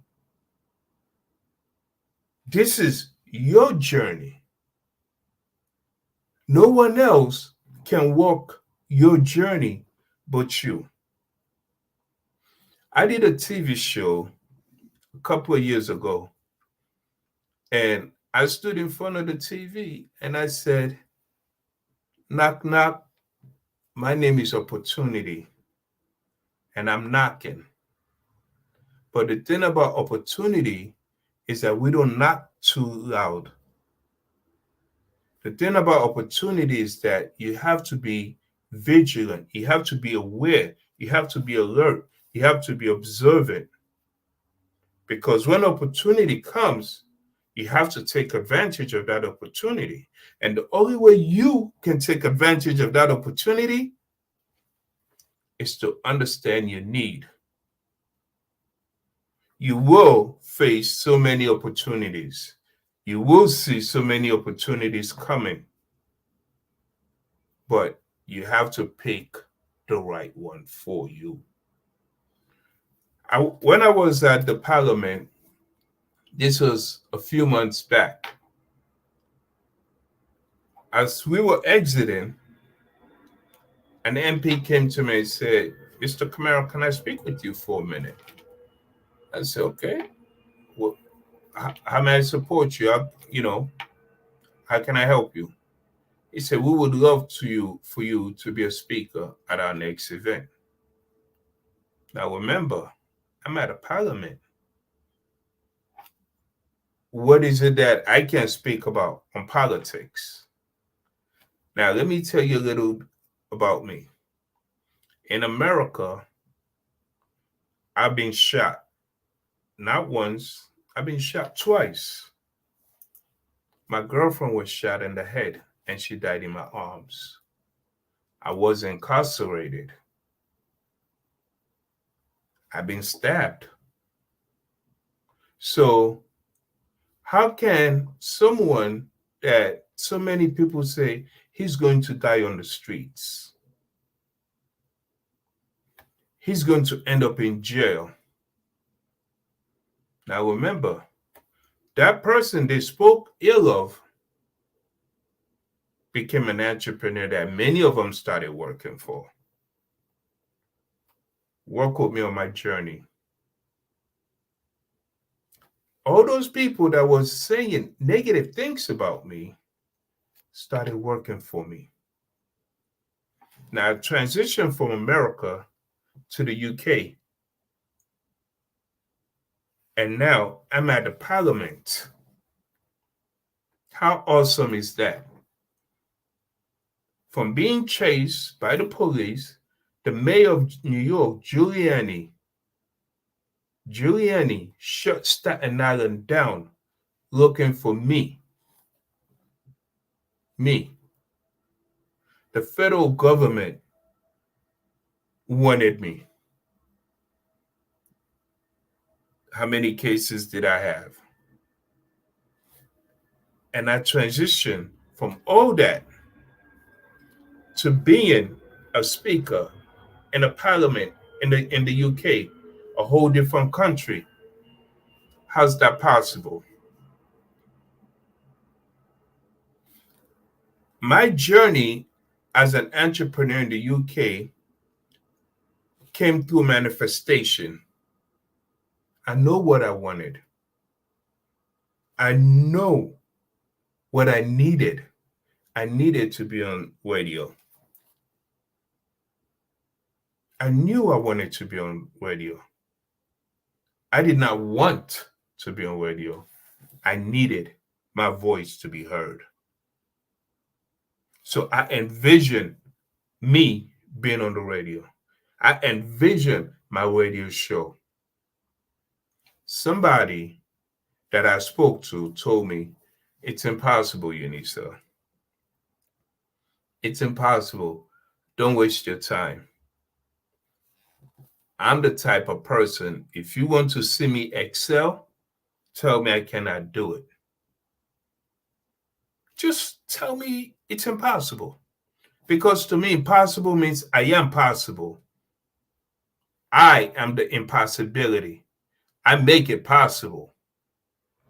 The way I envision my radio show is the way it played out. I went from one radio show to having two radio shows. That wasn't enough for Unisa. I said, I want to have a TV show. These are my beginning years in the UK. I want to have a TV show. I have other naysayers saying it's impossible. What do you mean it's impossible? What do you mean I cannot do it? I took a big sheet of paper. I started writing. This is how I want my TV show. This is the name of my TV show. This is the time I want my TV show.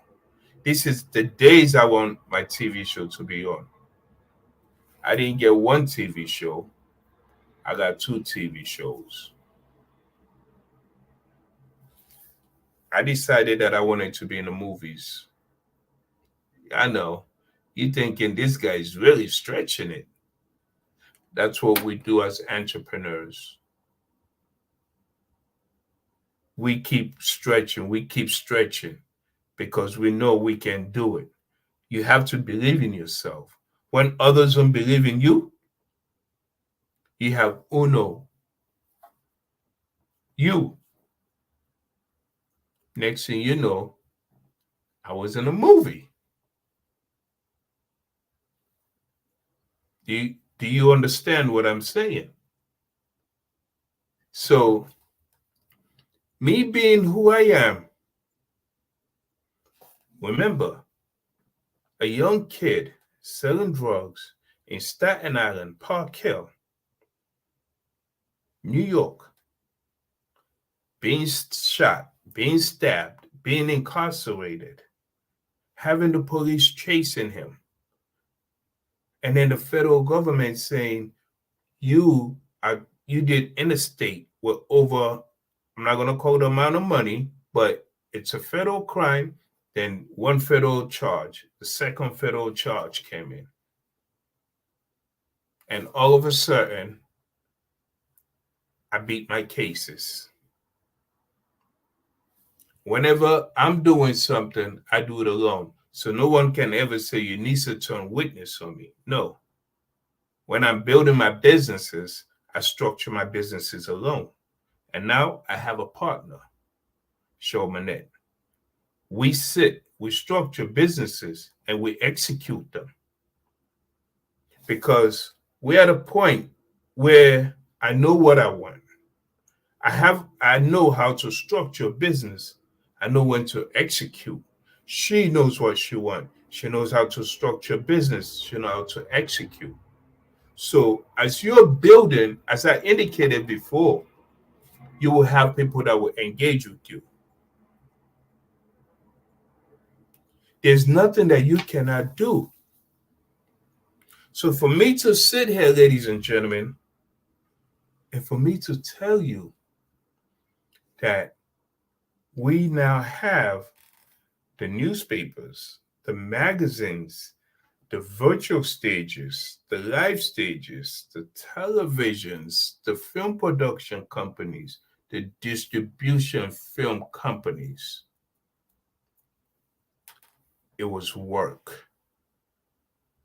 No one is going to enjoy the fruit of your labor more than you. But other people will benefit from the fruit of your labor. And that is the objective of an entrepreneur. Does that make sense? Now, I know many of us are going through so many obstacles in life. Without a doubt. Anyone that said that they're not facing an obstacle, they have lied to you and they're deceiving themselves. But you know what you're going through. You know what you face on a day-to-day basis. What you went through yesterday, you're not going to go through it today. You might go through something similar, but it's not going to be the same. Same thing as business. Every day brings its own obstacles. You're not going to go to your office and say today's going to be a smooth day. You might go to the office and have about 110 emails, and you don't even know where to start. But prioritize. Have your team. Have your team meetings. When you're starting out, have a daily team meeting with your team. Then have a weekly meeting. Then have a bi-weekly meeting. But keep it bi-weekly. Never go on without having a team meeting, because you know what you put into your business. You know the labor, the hard work, the sleepless nights that you invested into your business. You need to understand what each department of your business, each puzzle that is being put into your business, how did it fit in? You need to understand the basis of that piece being there. Even though it makes sense, you yourself need to go and analyze it. When I started my business, even some people sending emails, I would tell them to CC me, copy me in the email so I can read it. I didn't need to read it. I trust my team. But again, you need to understand everything that is going in your business. Let me tell you another story. When people come to my office, sometimes I'm the type that give them a cup of tea, a cup of coffee, water. And my secretary will be sitting there, and I will say, who are you here to see? They'll say, oh, we're here to see Mr. Camara. I would say, well, let me get you a cup of tea, a cup of coffee, or whatever it is. And please follow me to the office. And whenever they see me go behind that desk, they look at me like, but you are the guy out there sweeping the floor. You are the guy that got me the cup of coffee. You're Mr. Camara? Yeah, because as a CEO, as an owner, you have to be able to be a part of the team. Don't let that title overtake who you are. Be humane. And as a leader, let your team always see you being a part of whatever it is that they're doing. You understand them. Say hi to the janitor. Let them, ask them, how's your son or your daughter? That is the mentality of a CEO. Grant. Yes, sir. It's a pleasure seeing you again. Oh, man, pleasure's all mine. Really enjoyed your talk from the beginning to the end. There's a lot of inspiration there, knowledge, wisdom. I really appreciate you sharing your story. So many people need to hear this so they can move forward in their own lives and not let circumstance stand in the way. Indeed. Grant, when people found out that the federal government was after me, they started saying, oh, he's going to die in jail. He's going to jail for life. But the thing is that you are who you are. Own up to your responsibilities. You understand? Yeah. But at the end of the day, understand that there is still hope. So me transitioning from who I was to building these businesses and doing shows with people like Wu-Tang, Neo, and now being in the UK speaking at the parliament, it's anybody can achieve anything that they put their mind to. Yep. You have to have the right mindset. Yep, they got to put in the work. You got to put in the work. That's it. Indeed. So tell us, Unisa, what is the best, because you got a lot of places to contact you. What is the best way for people to get in touch with you? Unisa K, that's my first name, the first letter of my surname, UNISA, the letter K, at live.com. I'm always accessible, Grant. You and I need to have a chat as well. Matter of fact, we will. I love what you're doing. You know, like I said, we've intersected here at the Black Business Olympics several different times. So we want to continue to have these conversations and move forward, combine our vibrant networks together, and create a whole new rhythm. So that sounds great to me. Indeed. And now we are part of a distribution company, film distribution. We're about to take over Netflix. We have had talks with them because being that we're affiliated with film production companies, it's only right that we get a distribution company, isn't it? Oh, no, everything is changing. This is the right time as cable starts to sunset. Streaming services are on the rise. There's got a whole new audience that will be able to tune into what you're doing. So thank you for being a part of the Black Business Olympics. Genius is common, and I'll see you on the other side.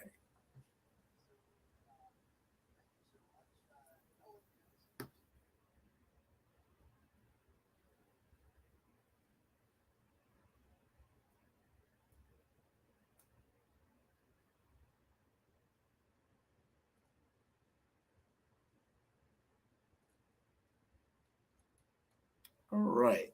The Black Business Network. And we're going to talk about the mission and what we're doing. The Black Business Expo's mission is to raise funds for high school seniors going to college or K through 12 entrepreneurs. This expo is a fundraiser for students. You may go to www.blackbusinessexpousa.com to donate to the scholarship fund or use the Cash app that's on the screen below, and that is $BBXUSA. Our goal is to give laptops and up to $5,000 to 10 students. Students can register online at www.blackbusinessexpousa.com. Every dollar counts. So we want to remind you to donate to the scholarship fund.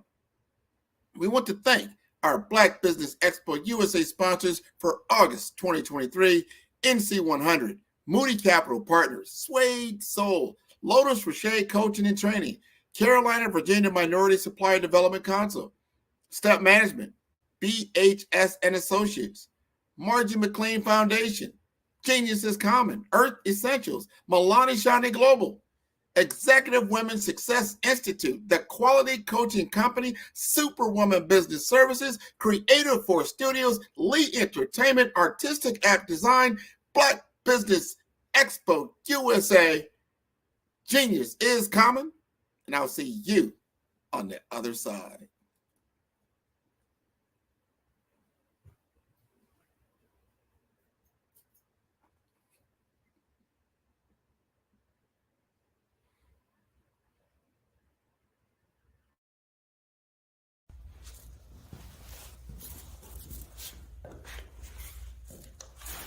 How you doing? I'm Rodney Allen Rippey. Yeah, the child actor. Well, now, leading man.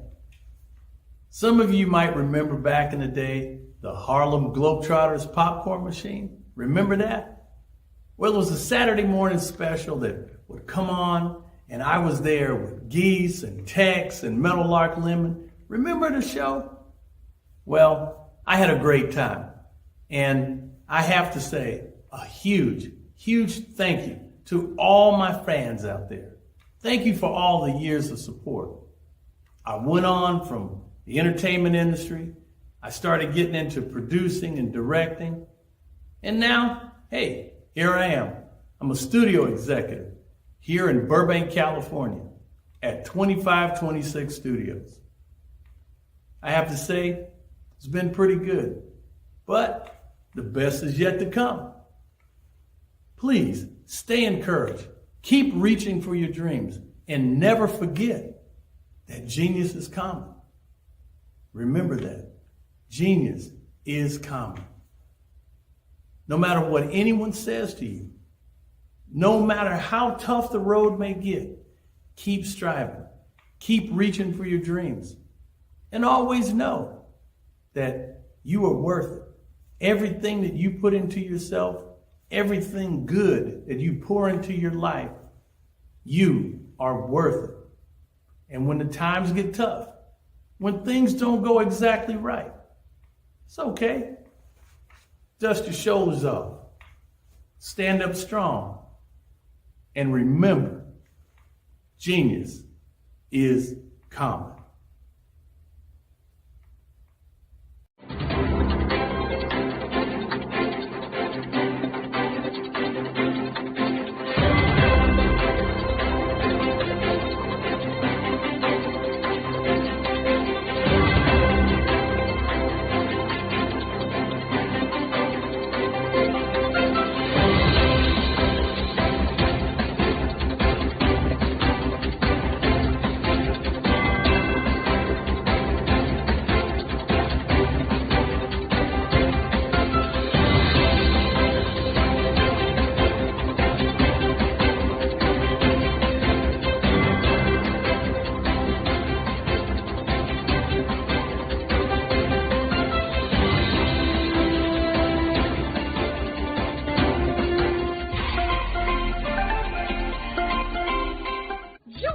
Dr. Eric Kelly III and a host of phenomenal speakers from all around the globe for this 7-day virtual event that you don't want to miss.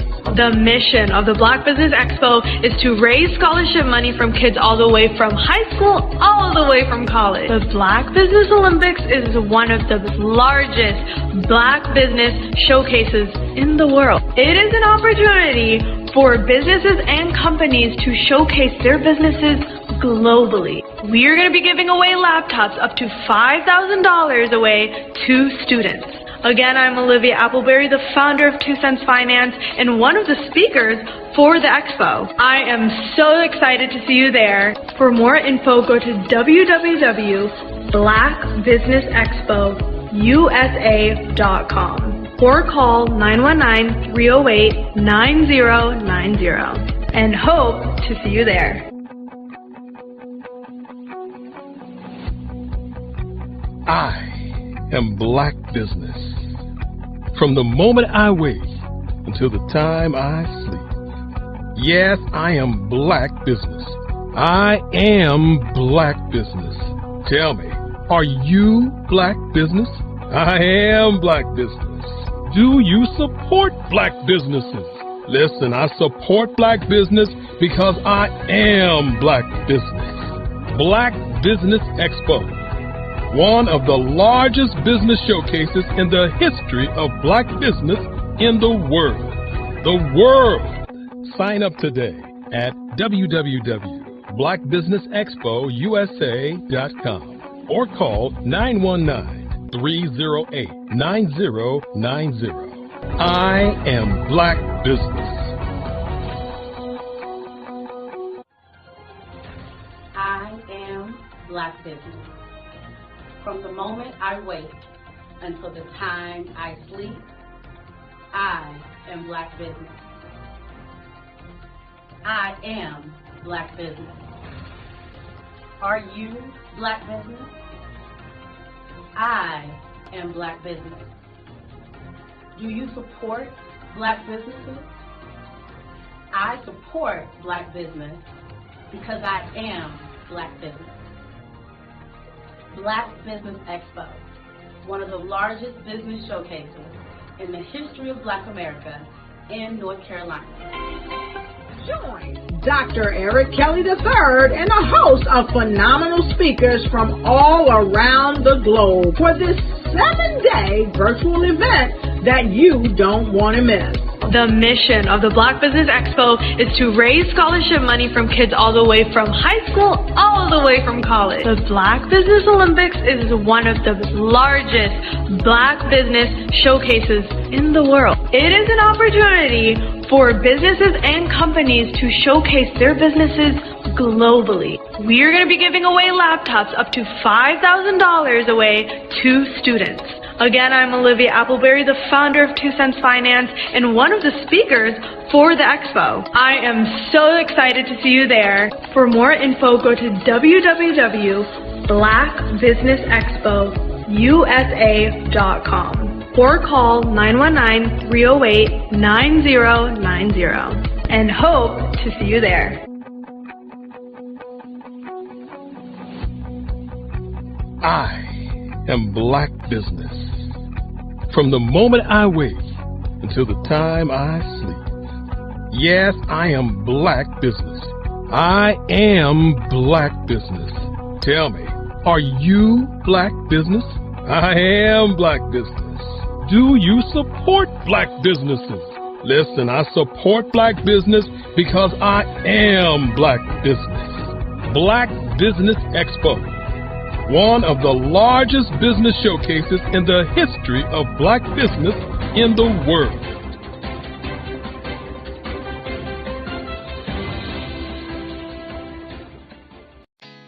Did you know women represent just 3% of Fortune 500 CEOs and less than 15% of corporate executives at top companies worldwide?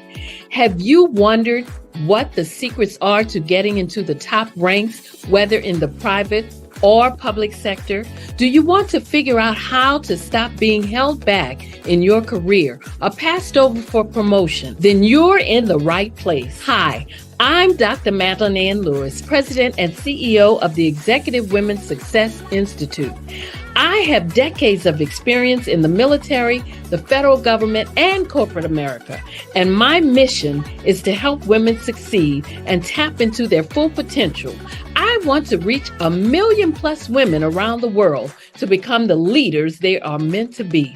So if you want to move into a management or executive level position, or maybe you are a female veteran transitioning out of the military into business entrepreneurship, then reach out to the Executive Women's Success Institute at 301-693-3284. Let us get you on the fast track to success.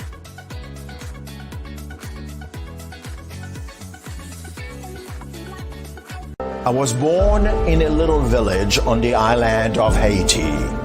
Many deadly diseases pounded me.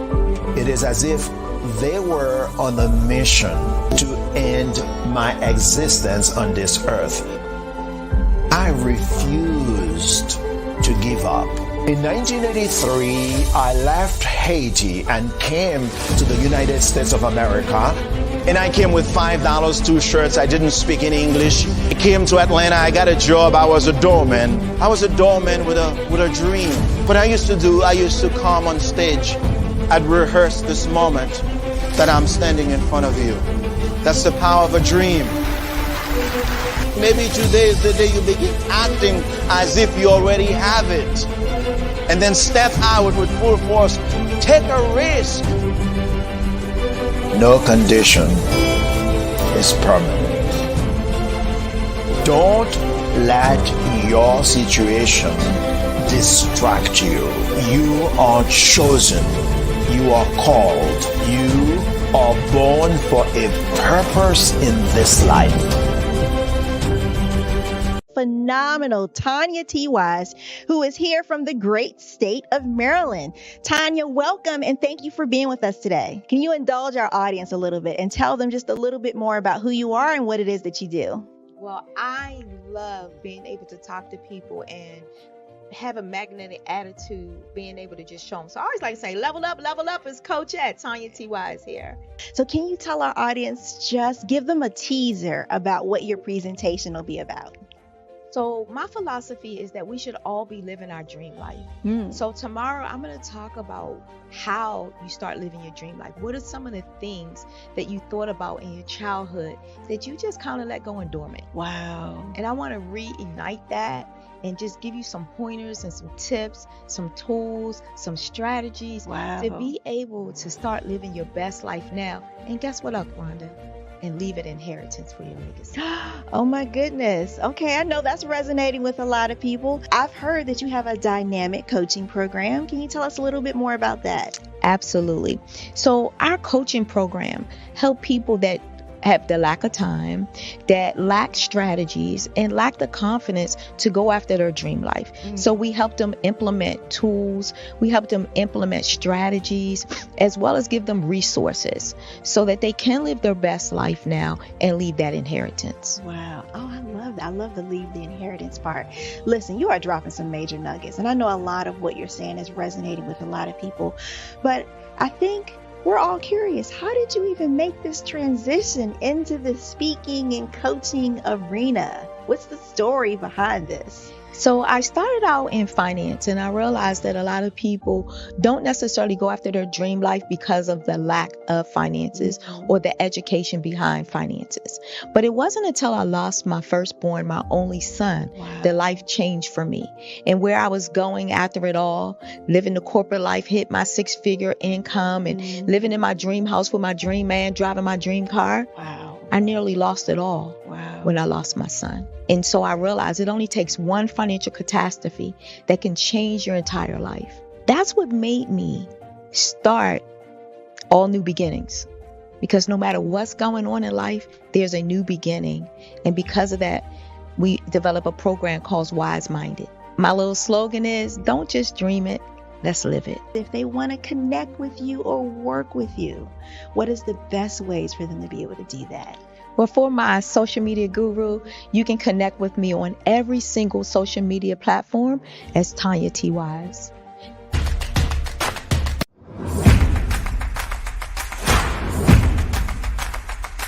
Ladies, if you're a person who continually pours out, you won't want to miss this upcoming event. October 13, 14, and 15 at the Holiday Inn and Suites in Ocean City, Maryland, where we have a power-packed lineup of ladies who are going to pour into you. If you need to increase your impact, your influence, and your income, this is the event for you. Don't miss the power of sisterhood. These ladies coming from around the world to network and connect with you. Don't miss it. How do you get the information? Glad you asked. Go to barbarahsmith.com and click the link. All the details there. Don't miss Sisters Inspire Sisters to Advance, October 13, 14, 15 at the beautiful Holiday Inn and Suites in Ocean City, Maryland. What you know and I know together can change the world. I want to see you there. I'm Ramon Ray, founder of Smart Hustle Magazine and smallbiztechnology.com.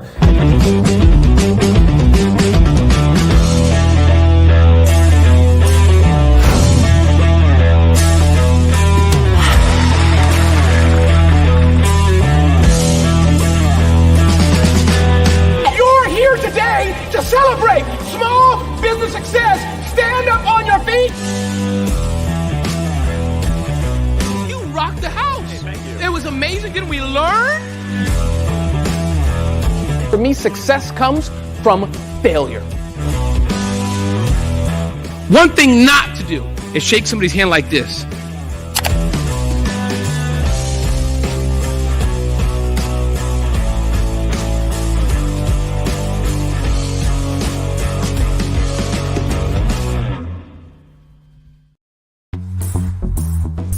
Attention all entrepreneurs and companies. Are you looking for reliable and efficient virtual assistants and back office support to help you manage your business tasks? Look no further than Superwoman Business Services.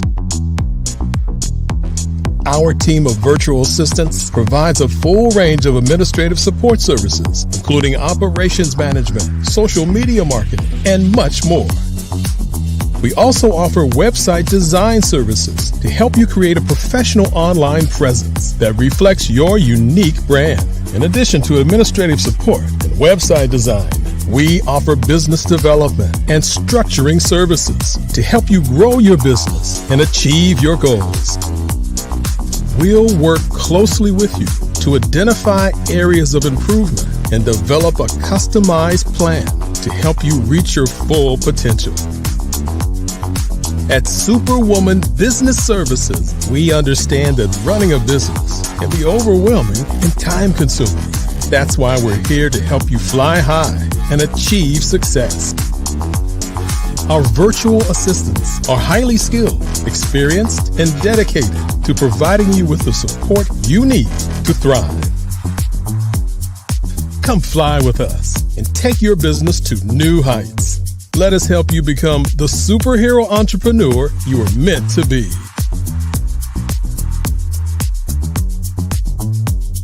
Contact Superwoman Business Services today to learn more about our back office support services. Come fly with us and take your business to new heights. I am Black Business. From the moment I wake until the time I sleep, I am Black Business. I am Black Business. Are you Black Business? I am Black Business. Do you support Black businesses? I support Black business because I am Black Business. Black Business Expo, one of the largest business showcases in the history of Black business in the world. Sign up today at www.blackbusinessexpousa.com or call 919-308-9090. I am Black Business. Hello, hello, hello, everyone. Good evening. Business owners, entrepreneurs, thought leaders, and corporations. Welcome to the Black Business Network. My name is Grant McGaw. I am the CEO of 5-Star BDM, and I am your business moderator for this evening on the Black Business Network. The Black Business Network is a 24-hour business network showcasing Black businesses, business owners, entrepreneurs, and thought leaders worldwide. We have speakers from North Carolina, London, Singapore, Africa, Japan, and cities all over the United States. The Black Business Network is a global community sharing its business knowledge to empower, inspire, and educate businesses about business. Today, let me introduce a voice many have unknowingly heard, Mark Neely. From the Midwest, where he once announced radio shows, Mark transitioned from corporate sales and marketing into his true passion. He was trained by Elaine Clark in San Francisco, and now he is based in Los Angeles. He's a relentless talent, auditioning for diverse roles from on-screen to voiceovers, including Super Bowl commercials. Beyond performances, he also is a force in show development and production, represented by CESD and the talent behind MarkNeelyMedia.com. Mark's ethos is clear: love for his work and respect for his collaborations. Let's celebrate the journey and dedication of Mark Neely.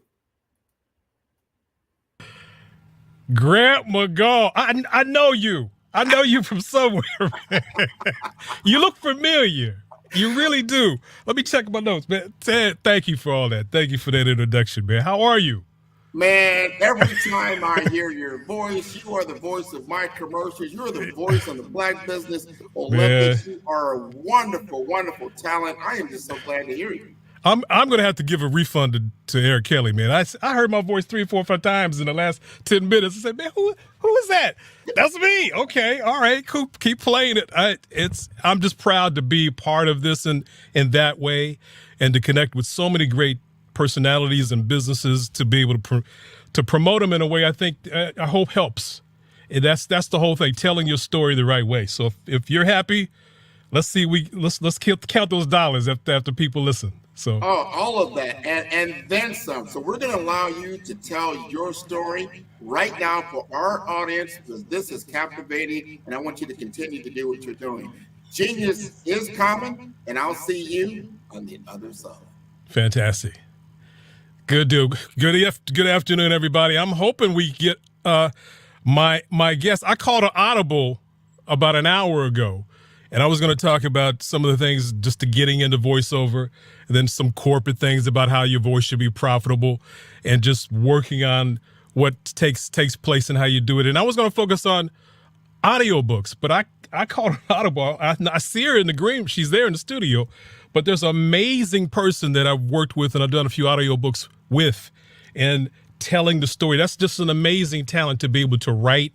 And then if she allows other people like myself to tell the story so that you can buy it and listen to it, that's who I want to be able to speak with. And we can talk about the art of business too. I mean, to be able to do what we do is not just a brick and mortar work. So many of the people that are here that you listen to, and there's so many. I'm listening. A few minutes ago, I saw Rodney and Alan Rippey. What? I'm calling him Monday. I'm going to get older, but that's amazing to see so many great people. You can just sit here and just be amazed. Your mouth open. Wow, listen to her, listen to him, and they all have a great presence when they do what they do. And that's what I've been up to for the last 17 years. And as Grant was saying, I started in the corporate world. Well, started with Dow Chemical after college and thought I was there, and then you can find out that that's the kind of place that can let you go in 10, 15 minutes if they don't want. But traveling around the world, I just didn't want to do that anymore. And I was in Montreal. It was like a movie, actually. And I was had my briefcase. This is the briefcase days. Yeah, and I was walking across the street, and I sat my briefcase down as people walked by me and said, listen, I'm done. I didn't have the enthusiasm for it anymore. I had been talked to. My aunt was in the arts herself, and she had been pushing me. And I just did, I'm no actor. I can't do that. But something clicked. I wanted to express myself in a way that really showed what I wanted to do. And I had, from growing up, I'd been the DJ, I'd been playing around, and I have a pencil. Yeah, come on, I did all that stuff. And I just, somehow that would not go away. And I'm happy it didn't. But I still thought, okay, I was one of the first people to graduate from my family in college. And I thought that was the proper way to go. This is the 70s and 80s. You just, okay, we're lucky to do this. A corporation will hire us. Let's go do that. And it just clicked to me that, no, there's something more. There's something more. And took a class in San Francisco, like Grant said, a lady named Elaine Clark in San Francisco, $25 class.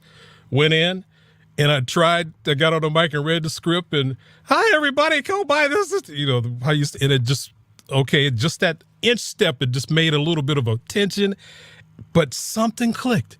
And this is it. This is what I want to do. And 16 years later, here I am in my own home. This is my studio. I work here at home, and all the things I do from here go around the world. And a lot of it is based on positive messages I have in front of me. My latest goal right now is you see this auditorium. My next goal is to be one of the Oscar announcer.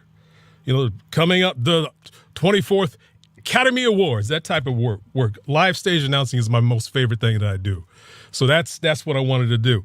What I want to do from now on. But we have right in front of me now my Audible that I call, and she's here. And I want to, as Grant was here, I usually just get on the phone and act like, call up Grant, get a hold of Miss Morris, do this. And I was going to do that with Wahida.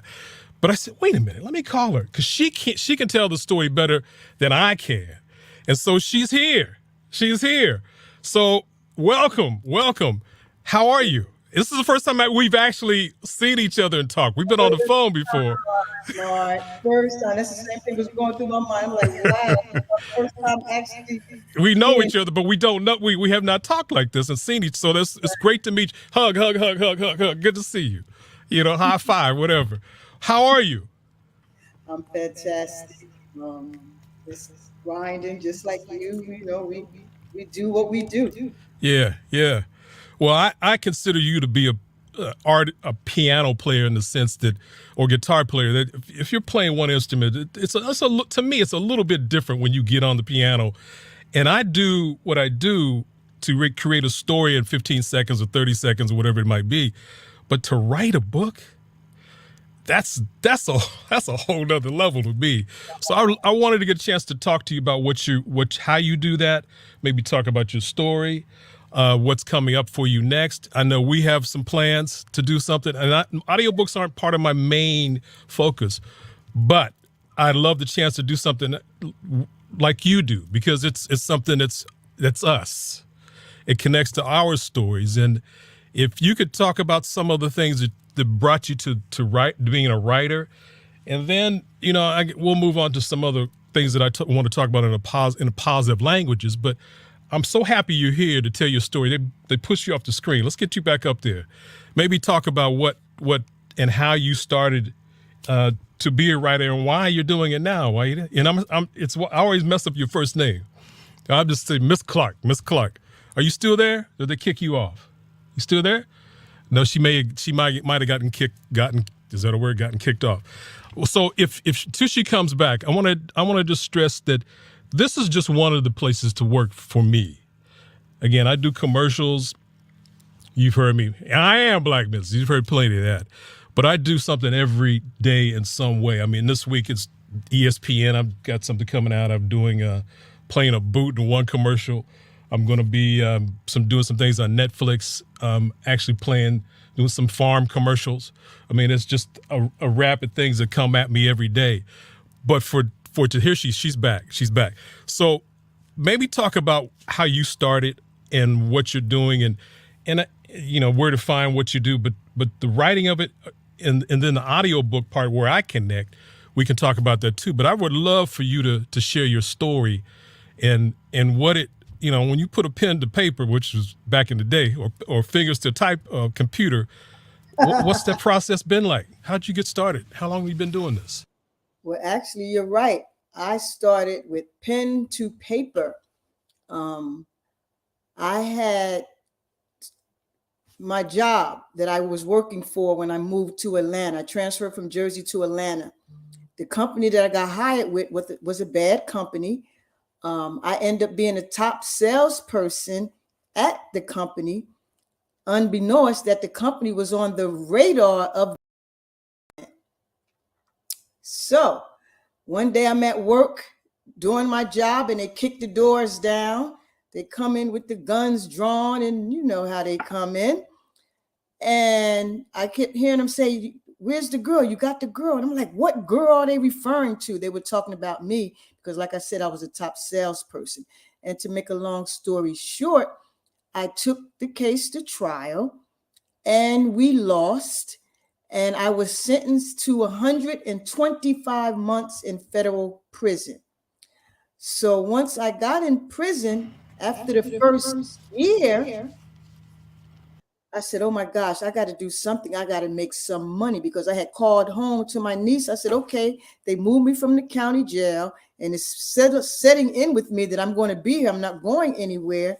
So I said, send me some money because it costs money to live in federal prison. You got to pay for your soap powder, to wash your clothes. You pay for everything. So I called home and said, send me some money. They said, Wahida, we'll see what we can do because you've lost everything.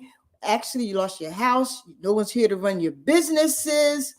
They just repossess your cars. We are packing up your home right now and we're moving your children back up to New Jersey. So when I got off that phone call, I went back to my cell. I cried and I prayed because I said, I need my husband. He was locked up. I left 2 teenage daughters out there. I said, what am I going to do? So my job at the time was the librarian. And I was also the computer teacher at night. So one morning I'm in the library and I pick up a magazine. I think it was a Vibe or XXL. And it had an article in there about some young man who was in prison and he had written a book. His name was Shannon Holmes, called Be More Careful. And at the time I'm sitting in the library and I'm sitting there by myself and I'm looking at all the books on the bookshelves. And I'm like, wait a minute, this dude is in prison and he wrote a book. I said, I'm in prison. So while I'm looking at the books on the bookshelves, I start visualizing my name on the spines, Wahida Clark. And I said, I'm going to write me a book. And that's what made me start writing. Amazing. I mean, so did you have any examples of other than, I mean, that's an amazing story, but did you have any kind of examples or mentors that even got you to that place? Let me tell you, I had never planned on writing a book. I didn't know I could write. I just knew Shannon Holmes did it and he was in prison. I said, I need to do it because I need money to support myself while I was in prison. I need money to send home to my kids, and I needed a nest egg when I got out of prison. So lo and behold, shortly after that revelation, an older lady was in the prison, and on the streets, her job was a literary agent. So she had put a sign-up sheet. She had got permission to do a creative writing class. So I was like, wow. So I saw that sign-up sheet and I signed up for the creative writing class, but even though I'd already started writing, and I didn't know what I was doing. And that was it. It was learn as you go. Yeah.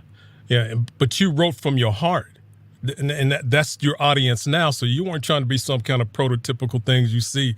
You wrote about you and us. So how was that first received to be able to get? I mean, I really wanted you to talk about what your audience is like now and the Thug series, which is what you call. But how did that, again, this is the story to get to this place, but how was it received to be able to get to a publisher? And now you have your own publishing situation. So again, that's a lot to get in, but when you found your audience, was it a trickle, or did all of a sudden people knocked you over for more? Because right now you got an explosive audience, but when it began, who were the first people that said, you got something here? Okay, they had moved me out and I'm back. What was the question, sir? The question was about your audience. When you found that you had people that were really clinging to you, that you didn't know right away that you're going to get this massive audience, and now to this place where you're publishing and helping so many other, because you're not the only writer in your stable. I call you the Barry Gordy of books. You got a bunch of people that you support. So how was it a trickle, or did people just bowl you over for more right away to get to where you are? Well, once I started writing, while I was in prison, I landed 2 publishing deals and a literary agent. And once my first book came out, after my first book came out, the prison, they put me in a hole because they wanted to investigate. They said, how did you write a book and get published while you're in our custody? So I reminded them that they did a creative writing class. I took the class. I did what the class say do. I graduated from the class. You guys gave me a certificate. Voila, I'm published. So they put me in a hole because they wanted to investigate why I was able to do it in their custody. So, but while I was, the hole for me at the time was the county jail. And in the county jail, there was no restrictions on who you could write. So I'm in this county jail and I noticed that the women, they all had pen pals. And I mean, not 1, 2, and 3. These ladies was sending out 10, 15 letters a day. So I got the brilliant idea. My book was just published. I called home. I said, please make me a flyer. Put the book cover on one side, the order form on the other side, and send them to me. So they sent them to me. So I asked the ladies to put these flyers into their pen pal envelopes that was going throughout the prisons, throughout the country. My book started becoming popular. Other inmates, that's when they started writing me and say, how did you do that? I want to do that. How did you do that? So that's what inspired me to start my own publishing company while I was in prison. So I was just an inspiration, like you said, to many other writers. And they said that girl did it. I can do it too. And that's a beautiful story. I mean, to see, and that's what happened for me in the voice thing. Not only just James Earl Jones, you know that voice from the Darth Vader, but just other DJs and other people that you see. You need an example out there to think, oh yeah, I can do that too. Right. Especially for us, the thing that came out with Little Mermaid. I saw something on YouTube with a little black girl. She's black. Look at her. It's something that happens when you see the not typical happen. Oh yes, I can do that. So you're an inspiration to so many people. I mean, how many people do you have in your publishing group? Well, I published over 150 titles. I think I had to sign about 50 or 60 authors. Wow. and they just, I mean, just now you're like the publishing companies you were trying to get in. I mean, what kind of qualification? Because there might be writers out here listening to us. I mean, I want us to really, we're talking about how to form a business from art, and I was actually just watching Wayne Shorter's documentary that came on Prime this weekend. He had a quote in there where he was listening, he's watching a movie, and there's a quote that says, "I must." For what I was telling before you came on, I was doing the corporate sales, I was working at airlines, and I knew I can't do it anymore.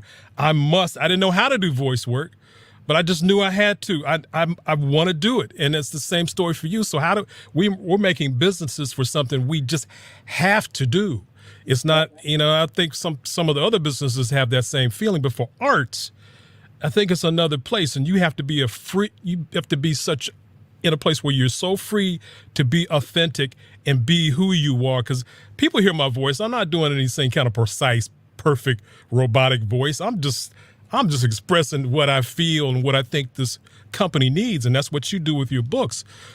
So do people send? I'm sort of harping on what when you sign somebody, but I'm just looking at, we've done a couple of books together, and before you came on, we're going to come on, and I again called the Audible.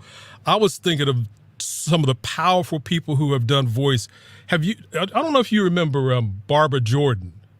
She was a senator from Texas who was this is back now, I'm showing my age. She was a Watergate person. Barbara Jordan. She was just her precise voice. Then Shirley Chisholm.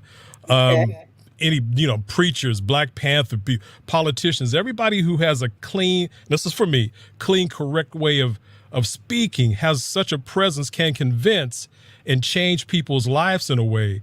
And I know I've seen some of the people, the fanatics that go after you on YouTube when they hear and see your book. I mean, what does that do to you when you see people that are so influenced by? When's the next Wahida book coming? Because you write, but you're a publisher, and they want to wait for you. What does that do for you and your soul from where you came from when you see such a fan thing? It's like a two-edged sword, because when I'm out promoting the company and the books, my fans are like, "Wahida, we don't want to read your author's book. We want your book. When is your next book? When you have that book?" Yeah. But I handpicked these authors myself. These are amazing authors. So you got to check them out. So like I said, it's a two-edged sword. It's flattering, but at the same time, I put other authors on and I want them to flourish just like I flourished. Yeah, that's the same way. I run a thing on Thursdays where I have, in my church, it was a lady I understood. Well, I heard her. She was a singer. She's a singer, and that's what I do is I'm doing music for 15 seconds. I tell them all that, but I have a small group of people that come on Thursdays, and actually, I will hope that you would come and be a guest and talk about what you do there too. But they come on, and I'm such a champion of Black women because the Keisha Monk was one of our guests, and she is the relative of Theolius Monk. She was the first lady in history to be a stage announcer for the Tonys Award show.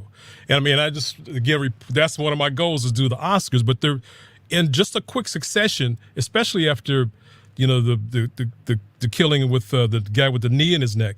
There were three ladies two did the Oscars, two did the Tonys. And so that sort of led to me wanting to really help people not spend the money. I've got probably $10,000 worth of equipment here, but you don't need to do that when you start. And your best instrument or equipment is you. Your best, I mean, there's probably software out there for writers, but your best, your finger and a piece of paper, a pen is where you can start. So, that's the group I have is on the Thursdays just to help people through that journey and give back. And it's really giving back 20-fold when I've done that. So what you're doing and hiring people, letting them become part of your experience is such a great gift that men and women, young, old. Tell me about the Thug series thing. And we're going to, again, I really want to actually get to the Trey's new book. Is it finished yet? Is he? Well, no, Mark, you did this book here. Yes, D-Boy. He finished part 2. That's the one we are patiently waiting for you to narrate. This is Okay. what we need you to do next, because you did such an awesome job on this one. The author himself, he was like, can we get Neil, who did the first one? I said, let me reach out to him. The last time I reached out to him, he was like too busy. I said, maybe he would. Oh, you see when I hit you up? I said, can you please? Yeah, I know. And I feel so guilty too when I said, oh no, I gotta do. But if it's ready, I'm ready to get started. Seriously, if it's ready, I'm ready to go. I had to reach out to him and get it going. So yeah, we're ready to go. But yeah, he's a great writer. That was a great story. And I remember listening to that. So I was going on a trip. So I had the headphones on. I'm walking through the airport. Have to go through. I didn't even want to stop because the story is that good and your narration was just spot on. So, and I told him, I said, oh my gosh, this book sounds so great. So excited about this book right here. And so that's again, I'm honored at anything. As you saw, Grant was here, did a thing for him, and Miss Morris. Anybody who says, yeah, go for it, it still amazes me in a lot of ways, because I'm just being me, but it is over all this time. Like how long have you been a writer? What's the 2002? See, 20 years. I'm 16, 17, and it can take.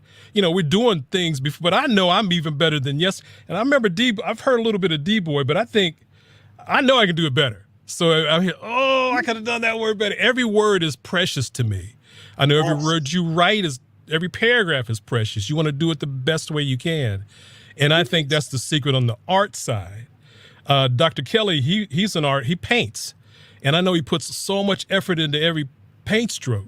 And to me, that's how your business goes. I mean, I'm also a collection agent now. I got money sitting out there I got to go get, but I wouldn't have it if I didn't do a good job on doing their work. So that's pretty much it. I think we're going to have a little bit more time, but what's some of the things that you do to keep you going? I know for writers, there's writer's block and things that shut you down. And how do you get up out of that in a way that keeps you moving?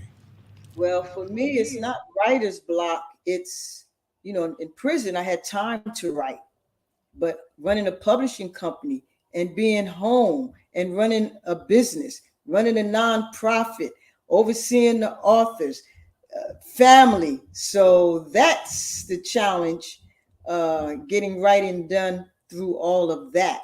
That's the challenge now. Yeah. Before I forget, what's your website? How do people get a hold of you to listen to your books? I know it's on Audible and Amazon, but how do they get directly to you? wclarkpublishing.com. wclarkpublishing.com. Okay, very good. I know Eric Kelly will put that up. They'll put it up on the screen and so forth. But wclarkpublishing.com, and then again they can go to Audible, right? To just look up Wahida Clark. Okay. Yeah. Good deal. Yes, so all the books that I've done. Again, I know guys have done, and ladies have hundreds of books, and that's just not part of my lane. But I love the chance to do a great book like yours. So the other part I wanted to really get to before we end is I grew up in a place where my grandmother, if I said, know what I was going, I got marks still on my head from doing slang in front of her, and I know so much of what you do is authentic, but I still think for corporate, which is, Business Expo, it's profit. There's profit in being a confident communicator, not just telling a great story, but telling it in a way where you're not just saying, what I'm saying, and you can hear somebody do that 15 times in one sentence. And that just, as an older dude, it grates me a little bit, but I know we can do better, especially when the world is buying our product. So that's something I wanted to really make sure we got in. And there's a cancer right now. Everybody says right after everything. Did it right? And then right? And my grandma would tear y'all up. So it's part of our responsibility, I think, as entrepreneurs, kind of when you hear that from young kids or whoever's doing, kind of some ways, you need to tone that down a little bit. You slow down, and you don't have to say it right after everything you say, because sometimes it ain't right. But that's just my own lane in court. I wanted to make sure it's done because in my world, I have to make sure each word is clean and correct and done well so the product shines. But that you know what I'm saying, stuff can't be part of who I am. So that's another thing. But the strange because yours, right? Yeah, There's a time and place for everything. There you go. And listen, on the Saturday now, on the game, I can talk crazy. You know, go, run. But for you, authenticity and how people go and speak is so pure and necessary. That you have to be able to. I said, you have to be able to do it in a way where it's done in the story flows. The story flows. I remember what we talked maybe a couple years ago. I work with a lot of producers here in LA and producers for movies and the rest. Where are you on that? I know because some of these, the thing I wrote. Let's see, I did the audiobook for what's the one I did that had such the two people with the car blew up and so forth. That's a movie, Wahida. I know, and the fans are dying like Wahida went. But this space is just so. I'm about ownership. Tyler Perry. He said you got to own your stuff, and when you in the movie industry, if you don't have the budget to do your own stuff, then you have to the studios or the investor, they get the lion's share. So that's been my only hang up. I want to be in control. I work so hard to build this. I want to have the most control. So of course, we have several projects that would be amazing on the screen, but it's just getting the right timing and the budget to get it out. Have you talked to Tyler Perry before? Have you presented any projects to him, or are you at that place? I have. And when I lived in East Orange, in my office, his project manager, one of his project managers who I was incarcerated with, she had called me one day and said, Tyler said, send me some books. Send me some books. I sent him a whole set. Nothing, huh? Anything back. Yeah. And recently, she called me with him on the line, but I wasn't available. And I said, Letitia, you're kidding me. She said, I had him on the line right now. But so he did send me the message, said that he has stuff slated out for like the next 3-4 years. But my time will come. It just has to be the right time for me.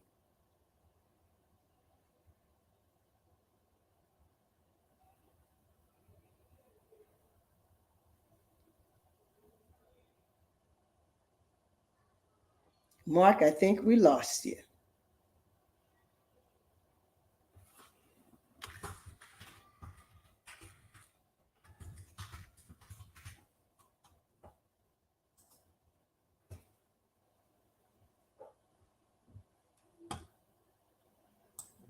Or with the mute and so forth. Ownership is so key. And I've done some things, people hear I get something every day almost on the Huggies commercial that I did for the Super Bowl. Where are you? And we had a whole thing with that, with Kimberly Clark and the money, and it just, so they got another person. But I stuck to my guns, and, that's going back and forth. But I knew I couldn't go into it where they weren't going to pay me like I know I deserved. Like Fat Joe says, yesterday's price, not today's price. Right. So I stuck to it, but and people know me from that in a ways. But it's just what happens in business. And so you've got some stories that movies would just shine, and I'm waiting for it. So Tyler's not the only one. He's one of many. He's one of many. And you can actually start your own, you can have your own production company. That's what we're working on. That is what we're working on. Good deal. I'm trying to think what else we can get to far as your book, but I'm just happy that you could tell the story instead of me trying to, give a little summary of you. To have you right here is an honor, and maybe we can do some more things in the future. But we're going to get on that book that Trey has ready. If it's where is it, by the way? Is it ready to go? Do I need to go on Audible to do that? No, I had to send it to the editor. I was just taking my time because we had so many other projects. Okay. And now that I know you're ready, I'm ready. I can send it to the editor to get it knocked out. So I'm ready. He requested you specifically. And I was like, oh, yeah, let me hit you on Twitter. We'll make it happen. We'll make it happen. And who else makes it happen is Mr. McGaw. He makes it happen. Yeah, I love this guy. This is my man right here. Hey, the love is mutual for both of you and what you've been able to accomplish in your careers. I love the resilience, the story, like never quit. We just keep moving forward. This is fantastic. So I just have a couple of questions. I'm curious, right? I'm a curious guy.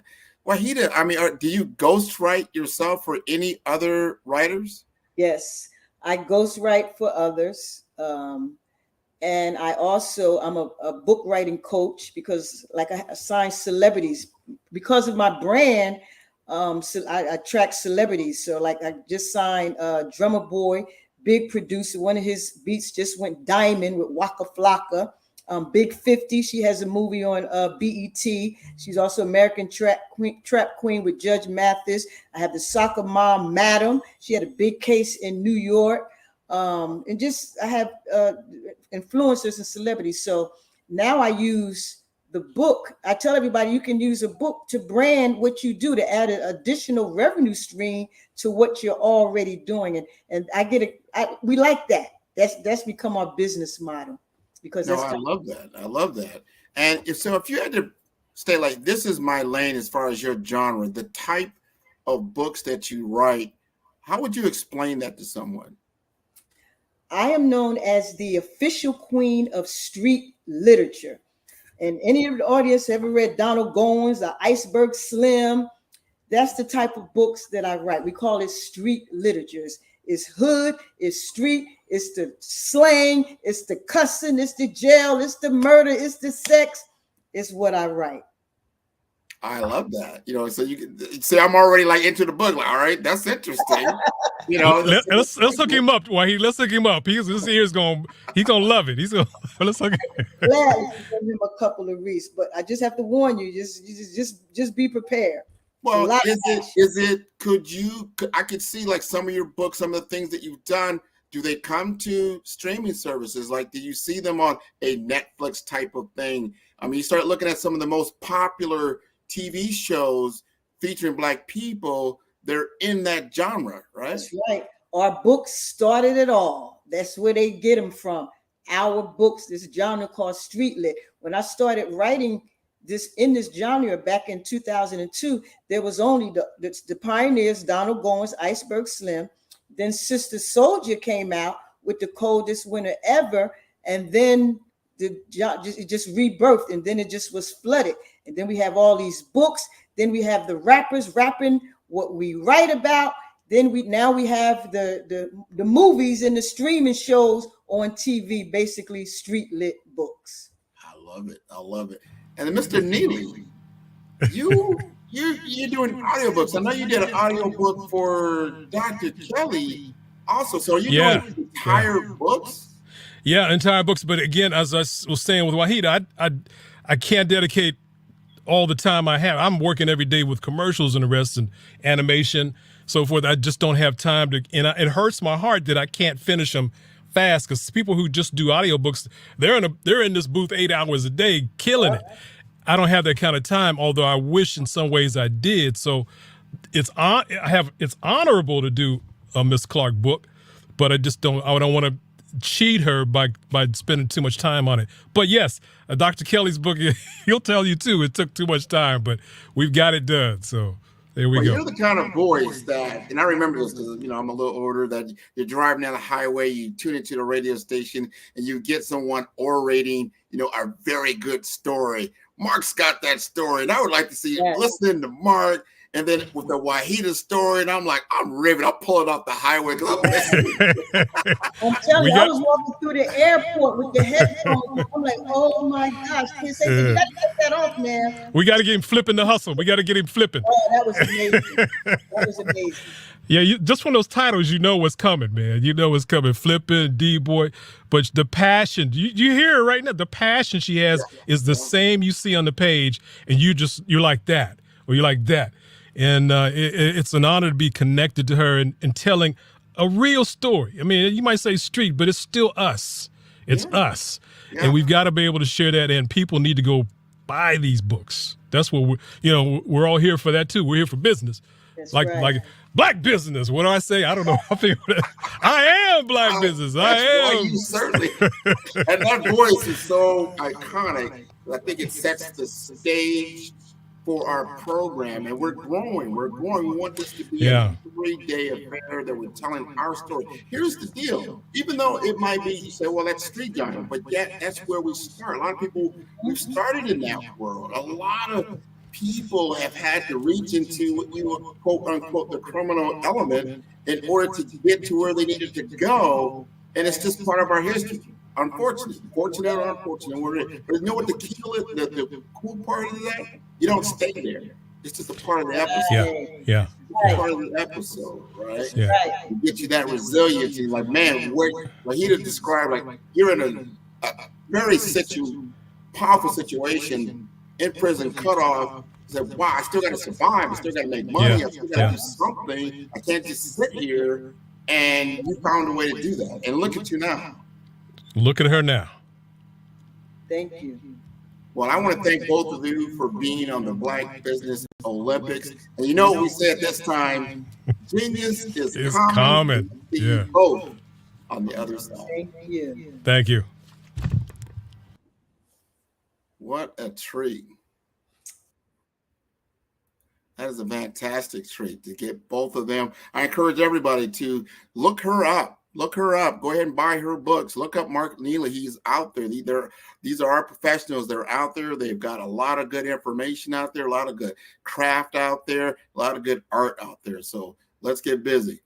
The Black Business Expo's mission is to raise funds for high school seniors going to college or K through 12 entrepreneurs.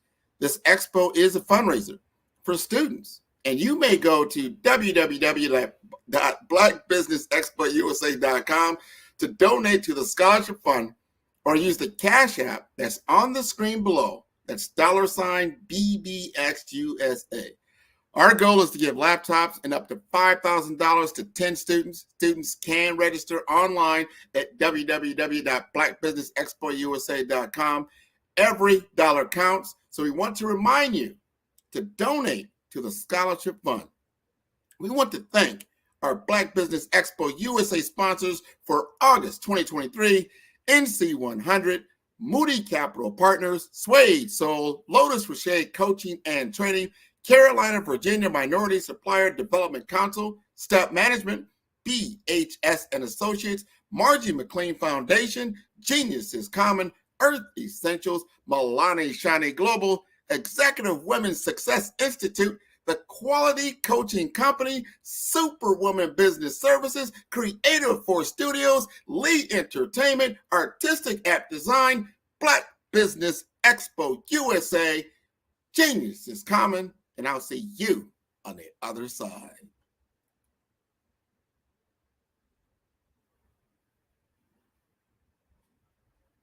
Hey guys, my name is Caden. I'm the CEO of Caden Teaches, and my genius is teaching kids about financial literacy.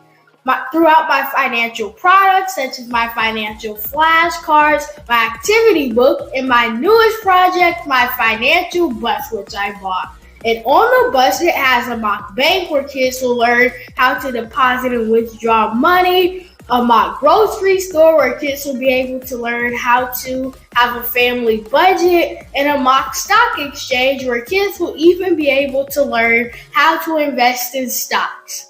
Now, I decided to start teaching kids about financial literacy because I find that most kids graduate high school without even knowing the basics about financial literacy. And I feel if I were to teach kids about financial literacy, that I would be able to help kids tap into their genius. And I actually learned about financial literacy to my dad because I would go to business meetings with him and I would always see that they were talking about financial literacy. And at that point, I didn't understand what financial literacy was. So I took it upon myself to learn about financial literacy and teach it to kids in a way that they could understand. But I want you guys to help me help kids tap into their genius by going to my website, cadenteaches.com, and you can sew into me in my financial bust by going to my GoFundMe link. And remember, if Caden can, you can too, because genius is common.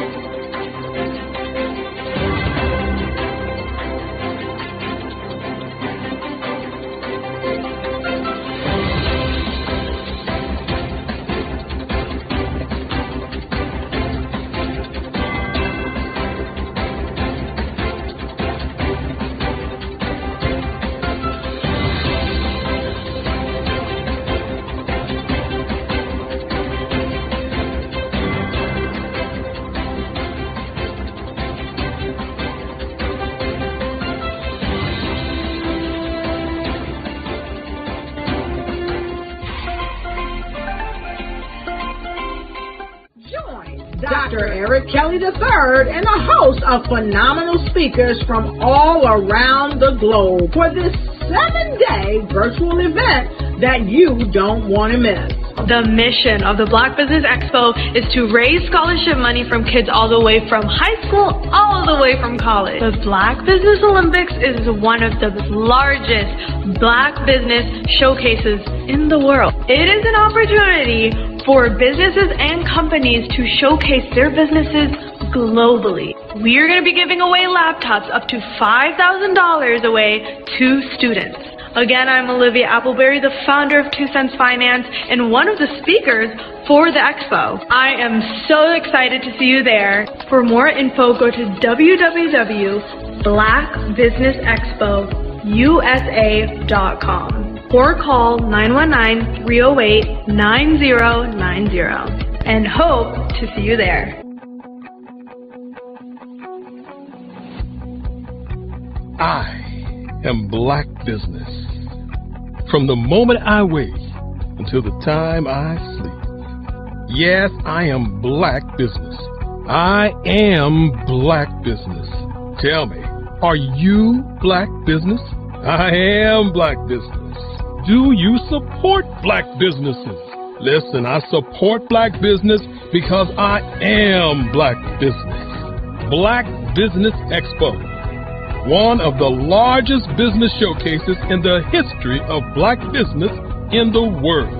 The world! Sign up today at www.blackbusinessexpousa.com or call 919-308-9090. I am Black Business. I am Black Business.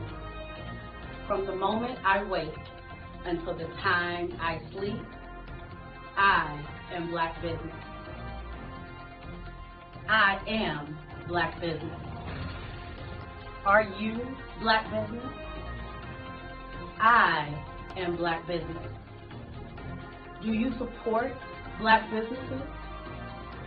I support Black business because I am Black Business.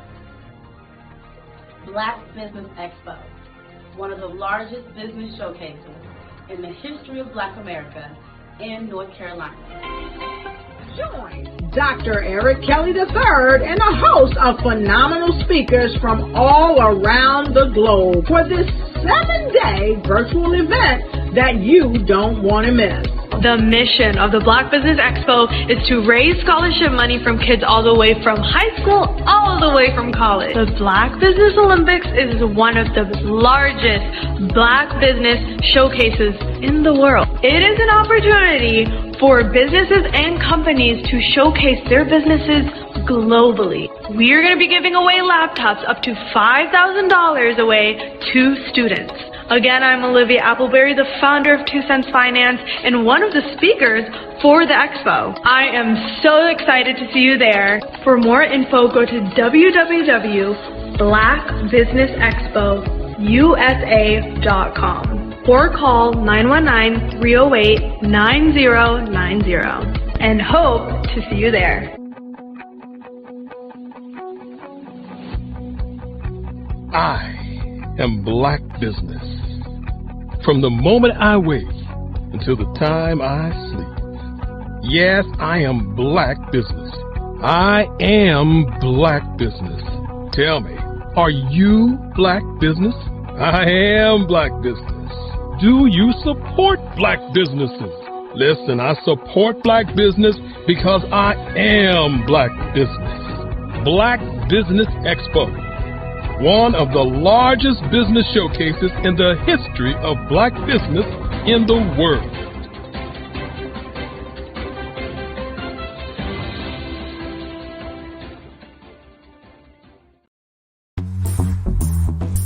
Attention all entrepreneurs and companies. Are you looking for reliable and efficient virtual assistants and back office support to help you manage your business tasks? Look no further than Superwoman Business Services.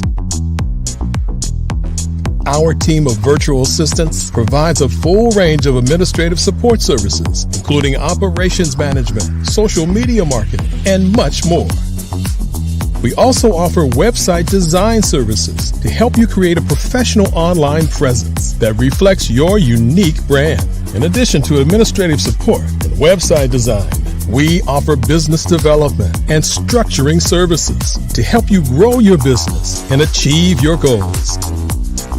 We'll work closely with you to identify areas of improvement and develop a customized plan to help you reach your full potential. At Superwoman Business Services, we understand that running a business can be overwhelming and time-consuming. That's why we're here to help you fly high and achieve success. Our virtual assistants are highly skilled, experienced, and dedicated to providing you with the support you need to thrive. Come fly with us and take your business to new heights. Let us help you become the superhero entrepreneur you are meant to be.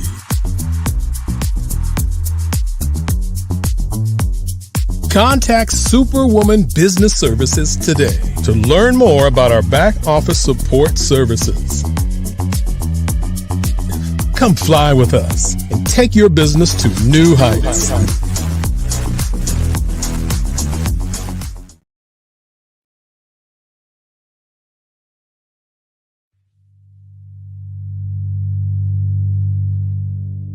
So what we have to do is when we get in the spot, we need to create some spots for us.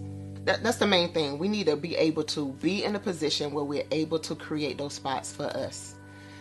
For me, being an entrepreneur, I'm not just going to get a business and then leave you sitting high and dry. If you ask me some questions about entrepreneurship, I'm going to give you as much as I received. I've seen people who made it, and then when you ask them, it's like, okay, now you have to pay me for the information, the same information I got for free. We probably in totally different cities. There's no way that we're going to bump heads or anything. We're not competing. Bring me up with you. And so I just think that whatever education that I have, then I need to be able to give that to my own as well. So create the spots. You can create the spots when you get there.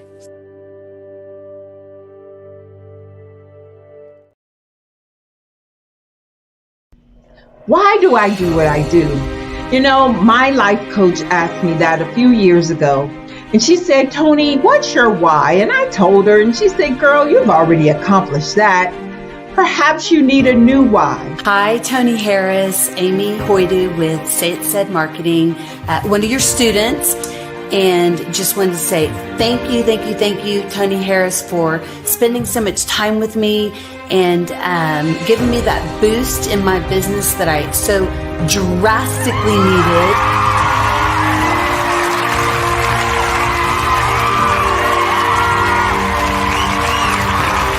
My why is to touch, move, and inspire my clients to take drastic steps to be better than they were before they met me. I'm a resource. I'm a connector. I want to help people build deeper relationships that are beneficial to their life and business. That's what I do best. So, first thing you got to do is show up. And speaking is a way to magnetically attract your ideal client to you. How many of you use social media that way? Absolutely, and this is how you look to the world. Drastic steps are the steps that are needed to be successful. And my business is drastic denotes a mindset. Getting out of your comfort zone. Doing something that you don't necessarily feel comfortable doing, want to do, but you know it's a necessary step to be successful in your business. I get the most satisfaction when I see my connections flourishing into relationships long after I am gone. Hi, my name is Jasmine Augustine with Media Jasmine, and I've joined several networking and referral groups in the area. And Network in Action Northeast Houston with Tony Harris Taylor is one of the best organizations that I've joined. I love that piece of what I do, and it is what fuels my fire.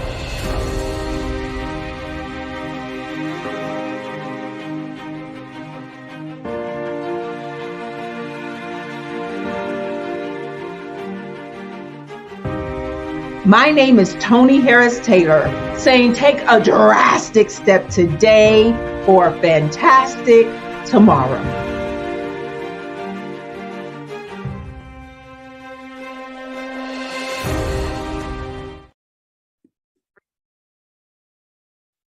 Hello, I'm Dr. Madeline Ann Lewis, President and CEO of the Executive Women's Success Institute. And my genius is helping women accelerate the path to success. You know, I was blessed to have strong women in my life who encouraged, motivated, and pushed me to do my best and to never even think about giving up on my dreams. So I say to women, we must show up to rise up. We have talents and potential, but who will see them if we don't speak up and get noticed? I know that women are a tremendous resource on this planet, and there is nothing more fulfilling than helping a woman tap into her full potential.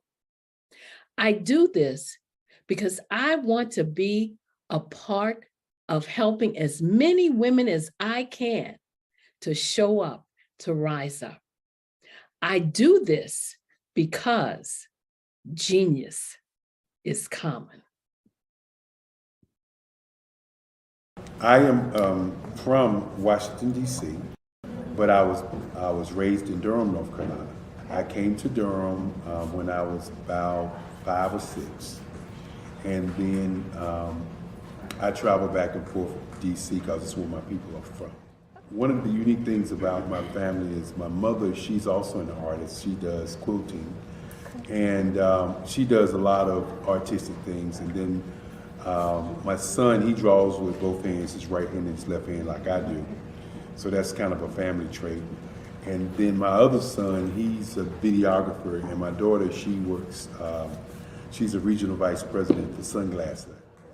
When you start out drawing and sketching, you want to continue to explore, you know, each avenue. I do pastels, I do pen and ink, I do painting, I do acrylics. I haven't done oils yet, but I try to do all facets of art. What I say to a lot of times to people is, you know, you can't put yourself in a box when you're an artist. You have to, you have to explore. And over the course of my life, I've tried to explore different mediums. I also do sculpture as well.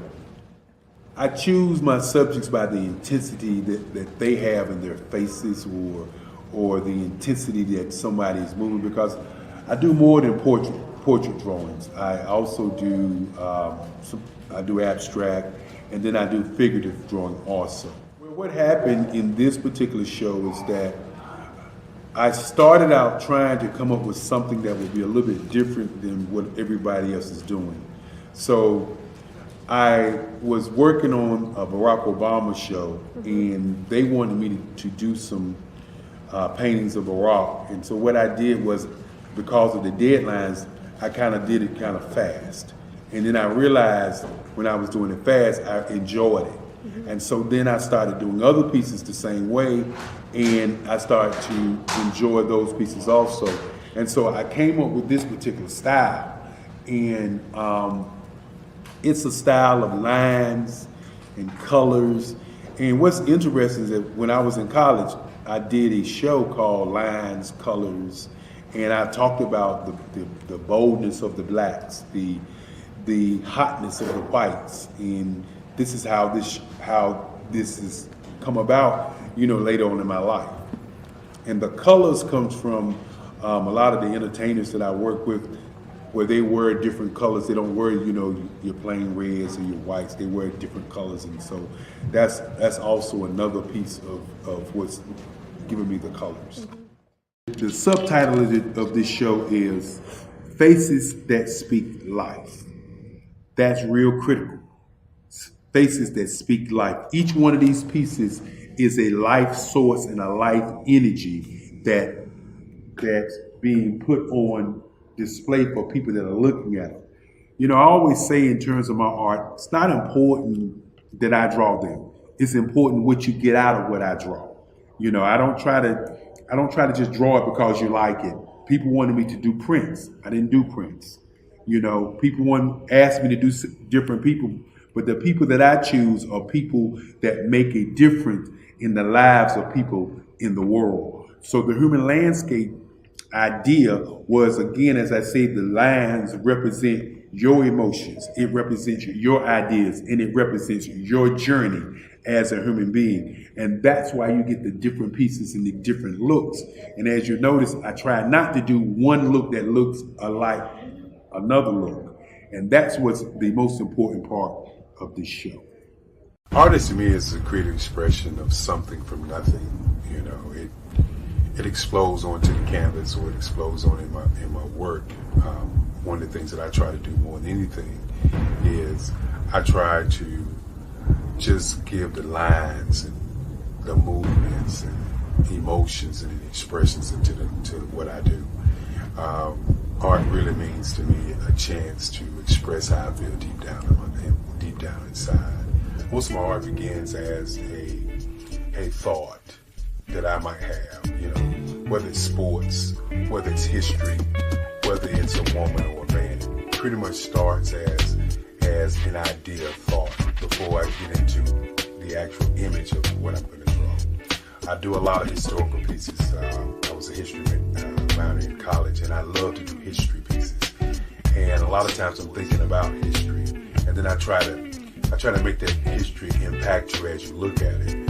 That's one of the reasons I do pictures so large. People ask me, why do I do pictures so big?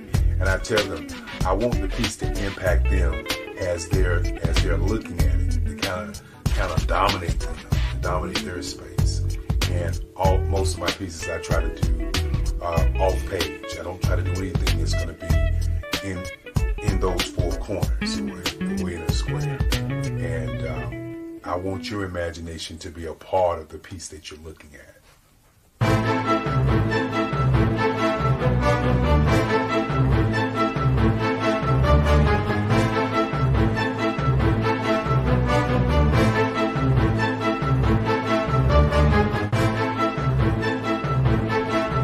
The way I feel when I'm drawing, when I'm creating something, is I feel free.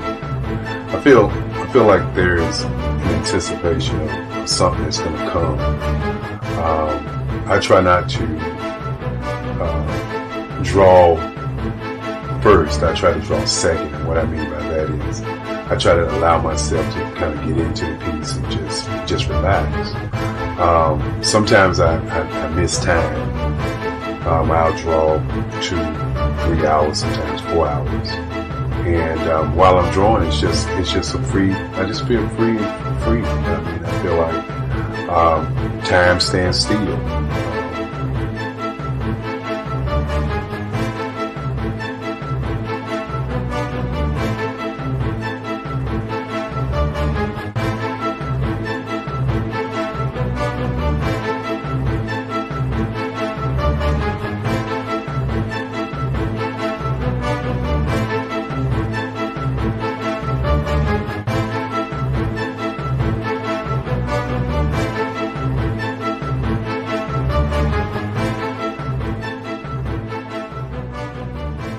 That's what it's all about in terms of the lines and the colors in my work, is to get an expression, to go deeper and past just what you see on the surface, but to go in and try to find an expression that everybody gets a different taste of what that expression is, whether it's anger or whether it's being happy or whether it's being, kind of calm or nonchalant. That expression that people take away from the piece is the most important part of what I do as an artist. Bold is the size of my pieces, where I try to do the piece larger than life, to kind of push forward toward you. That's what the boldness is all about. It's not so much about the lines, it's about the size.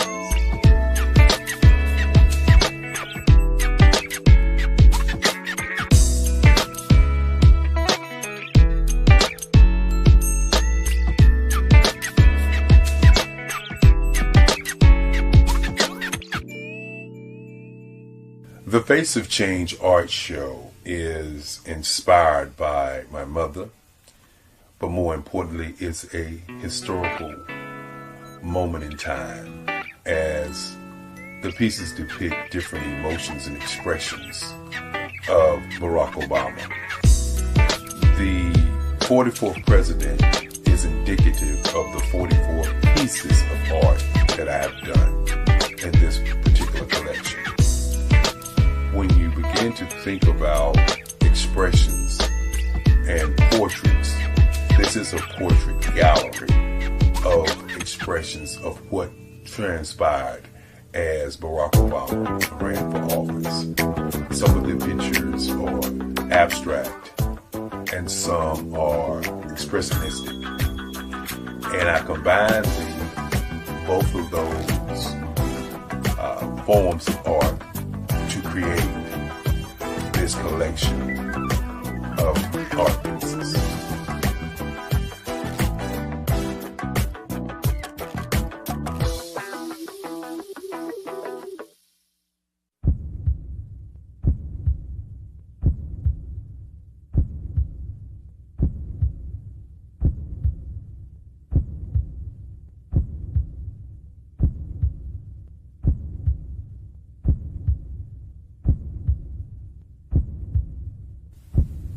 Overcomer, brilliant, ambitious, motivated, awesome. Obama.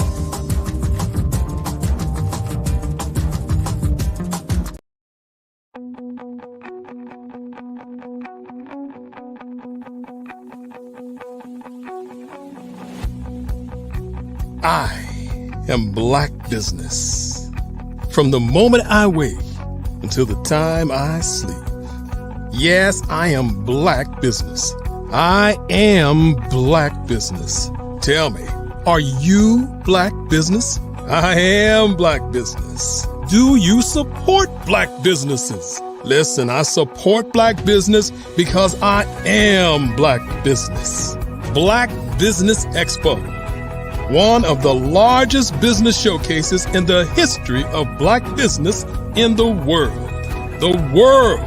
Sign up today at www.blackbusiness.com. blackbusinessexpousa.com or call 919-308-9090. I am Black Business.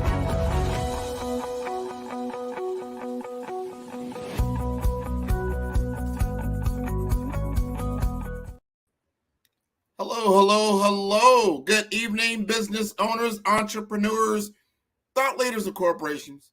Welcome to the Black Business Network. My name is Grant McGaw, CEO of 5-Star BDM, and I am your business moderator for this evening on the Black Business Network.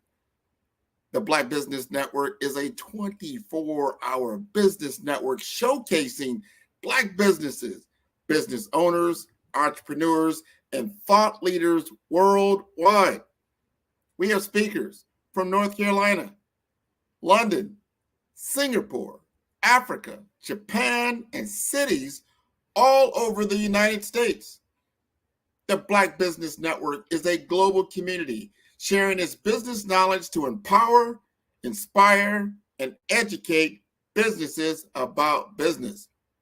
We present now a luminary of the business world, Sydney Warnsby, with a storied career spanning strategy, leadership, and innovation.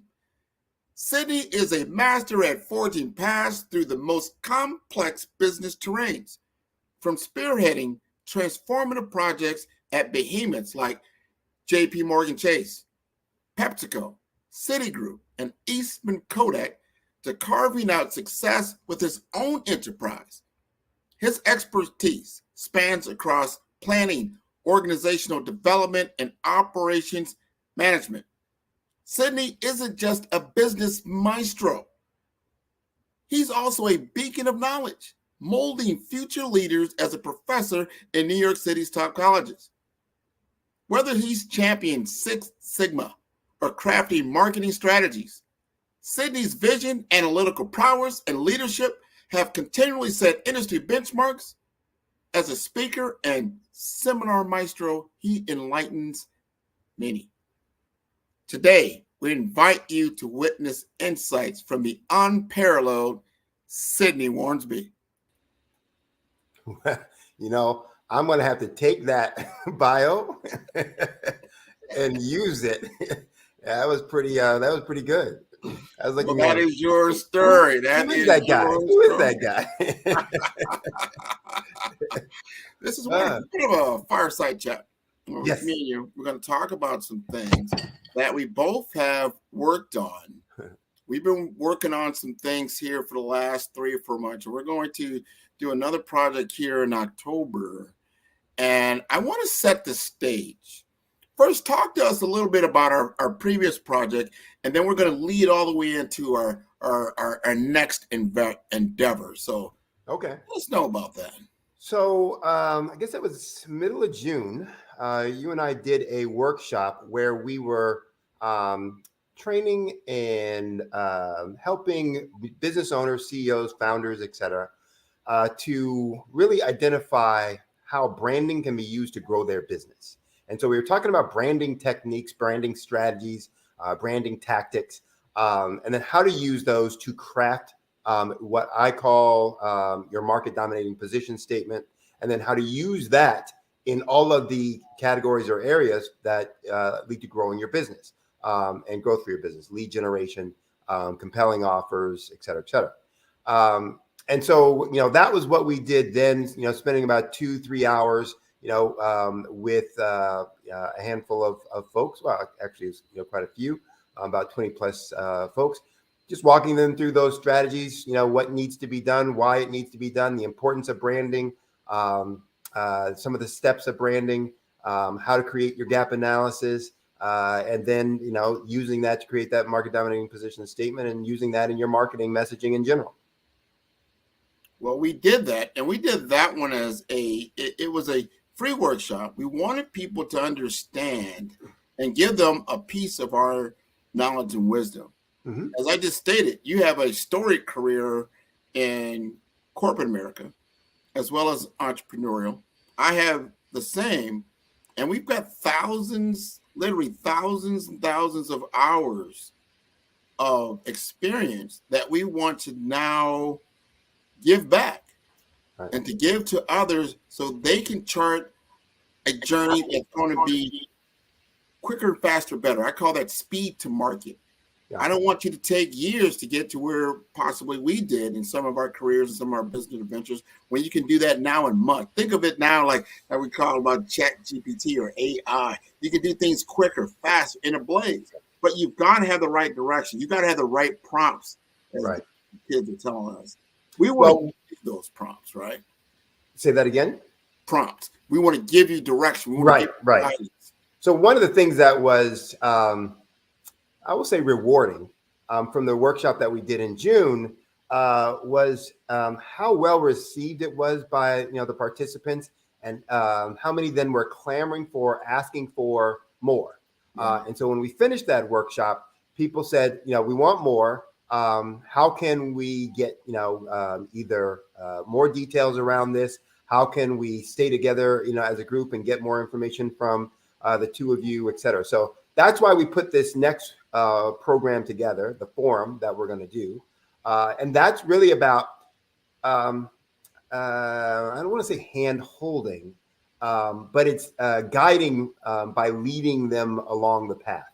So we're going to work with individuals who participate in this workshop, in this forum, to actually teach them how to do their gap analysis for their branding strategy, how to take that gap analysis and then put it into the framework and the tools for creating your market dominating position statement.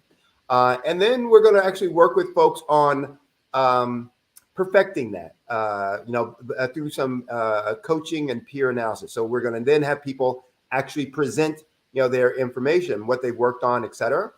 And you and I will give them some feedback, as well as, let some of the other participants, give feedback. So people will walk away with some very tangible outputs and outcomes from that they will use for their business. And to the point you were making, I talk about having a $1 million framework in 6 months. That look, we all want $1 million business. If you're starting your business and your small business, et cetera, we all want $1 million business, but you have to create that framework, for that. What are the processes? What are the structures? What are the systems? What are the tools that have that? And so one of the things that I do with my clients, and you and I have talked about, is giving people that framework that says, here are the things you need to put in place. And when you have these things in place, then you may not have $1 million in revenue in that 6 months, but you will have the framework and you will be on the ramp for having $1 million in sales, because all the systems are in place. And now it's just a matter of you clicking and using those systems and those processes. So that's what we're going to be doing in this forum workshop, in October. That's right. That's right. And I want to remind people think, $1 million business, it sounds like a big number, but it really isn't. It's really about volume and execution. I remember I read this book and it was telling us that you can have $1 million business with a $25 product. Oh, yes. You sell a $25 product, but you sell 25 of those units every single day, you've got $1 million business. Right. And the question then becomes, okay, fine. How do I sell 25 a day? Yeah. Right. So it sounds simple, but it's like everything else. If I start with that end in mind and I put the system together, saying, now one of the things I talk to people about is like, look, there are only 5 things that drive growth of any business. I don't care what kind of business. JP Morgan Chase, an entrepreneurial business, Facebook, blah, blah, blah, or Meta, whatever. Yeah. So there's only, 5 things that are going to drive growth. And the idea is, to make sure that, you are putting the systems and processes in place for those things. And when you have them in place, then you're going to drive that growth that you need. It's, lead generation. It's, conversion of those leads into actual, buying customers or sales. It's increasing the number of transactions. How do you get each customer to buy more things from you? How do you, manage pricing so that, you're able to charge a higher price based on the value proposition that you're presenting to your target market. And then how do you control costs? One of the things I show people all the time is, look, you can have $1 million business on, $500,000-$600,000 in revenue. You say, well, that's not $1 million business. It is $1 million business from a profit standpoint if you manage the cost, appropriately and properly. Meaning that lots of times, with a standard net profit of 10%, that if $1 million business is going to drive $100,000 in profit. So the question then becomes, all right, then how do we create $100,000 of profit in fewer revenue or fewer sales, so that we're actually then generating $1 million business from a profit standpoint with lower revenue. And those are the things, again, that we can talk about at Forum, and that we can work with people offline as well. Excellent. So those are the types of conversations we're going to have. And I want to remind folks, like the workshop that we did back in June was one day. It was over a 2-hour period of time. And what we got was an overwhelming demand for more. Right. So we got together, we said, you know what, and we understand what it takes to do these types of things, to really get it operationalized, not just the ideation stage, but operationalize it, right? So that's going to take 4 weeks. We felt we could do 4 2-hour sessions on a Saturday, get people focused. They're not with a lot of distractions, and they can really get into this. So at the end of the day, there is an investment, but it's an investment of time and money, but it's a worthy investment. Right. Because what we talked about was, I said, hey, Sydney, what is the big problem that we're trying to solve? What's the big problem that entrepreneurs that really stumps them? And I said, Sydney, what did you say? And Sydney said, it's that rut. You get in this cycle that you keep doing the same thing over and over again. You don't really have the time to evolve and try something different. And you've got to have the time to get the training and the understanding and the ability to then begin to change that outcome. Would you like to elaborate on that, Sydney? Sure. It's the old 80-20 rule, that we spend 80% of our time on things that generate 20% of our revenue and profits. Now, that makes no sense, right? And if you told somebody to do that, they would say, I'm not doing that. That makes no sense. But that's what we do every day. And so why do we do that? I call it firefighting and rat killing, that we go out fighting fires and killing rats, because it seems important. It seems critical at the time. Sometimes it is required, but it's not going to generate more revenue and sales. So why am I spending my time on that as the CEO, founder, president, head of this organization? That shouldn't be something I'm spending my time on. I should be spending my time on the business and how do I grow and build the business. And so that's what we're going to be doing here. And again, we looked at, how are we going to do this? How are we going to deliver that? And one of the things that owners often say is, my day is busy. And, how do I, carve out time for that? That's one of the reasons why we set a Saturday. We're going to do it on a Saturday, so there should be no things conflicting. I mean, there are going to be some personal, time, constraints, et cetera. But we said we're going to reduce the number of constraints, obstacles by doing it on a Saturday morning. So we're going to do it on a Saturday morning. Did we say 10 to noon or 11 to 1? Well, it depends on where your time zone is, but that's true too. Eastern, but it's going to be a Saturday morning. But what we also then said is we need to make sure that it's hands-on, and they're going to do the work to get the deliverable so that they can put that into their business. And then it's about, are you doing those things or using that information each and every day in all the systems? We'll talk a little bit about what are those things, that I just alluded to, that are going to drive your business, and look at how you being, the CEO, president, et cetera, are spending your time to be able to, put these things into effect and to then move your business forward, both on the revenue perspective and on the profit perspective. Yeah. And this is, again, it's 4 weeks. So we're not going to solve everything in the business. We're going to target only those things that are relative to basically it's lead generation, so it's the branding message and branding strategy. It's the, market dominating position statement and the marketing messaging. And then how do you use that messaging to, generate more leads, et cetera. We won't be able to get in 4 weeks to some of the other things relative to the business, but that gives you a great foundation for being able to go out and start and attracting more clients. And when you said before, hey, it's only 25 sales per day. Okay, I got to find, if I'm great, then everyone I contact is going to be a sale. Well, that doesn't usually happen, right? So I'm going to usually have to generate more leads. And the other thing I talk about is everybody's not a now buyer, so no matter, even if they're going to buy your stuff later on, they ain't going to buy it today.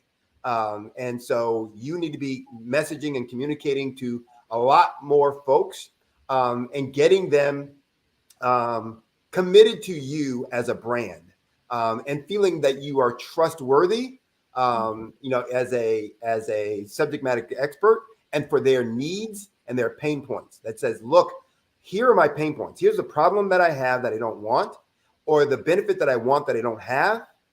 And Grant and Sydney understand that and are giving me information to be able to assist, in my eliminating those pain points. Well, as a business, you need to be doing that, for all of your target market as well, whatever your business is. And we'll talk about how do you use that messaging, that, branding strategy, et cetera, to really connect with those folks who are your target market. So they start feeling that you have their best interests at heart, that you understand their needs, and that you're providing them information, services, research, and products and services that are helping to eliminate their pain points. All of that is so important. I want our entrepreneurs on the station to truly tune in. This is an opportunity for you to transform. This is a transformative forum for you, and you'll be working alongside others. This is a classroom style setting. In that first week, we're going to be talking about skills gap analysis. That's so important because you have to take a look at where your current state is, where are you currently at, and how does that compare to your competition? What does that competitive analysis look like? What is your peer group? What is the business that's 1 or 2 rungs above you? What are they doing that you're not doing? And what is that business that's 4 or 5 steps above you? And what are they doing?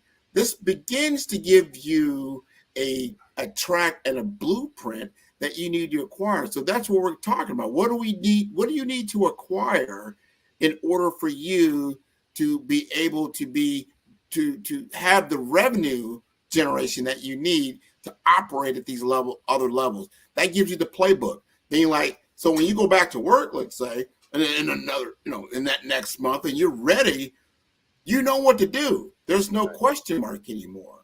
You know what the process you need to put in place. You know what the measurements. That's a lot of times when I'm talking to people, like, all right, how are you measuring your performance? And they're like, I'm not sure. You have to have the right metrics. Right. Would you agree with that, Sydney? Absolutely. Absolutely. And there was something that was implied but not stated in what you said that I think is a very, very important too. That when you talked about that gap analysis and what you're going to get out of that gap analysis, it's all those things that you talked about.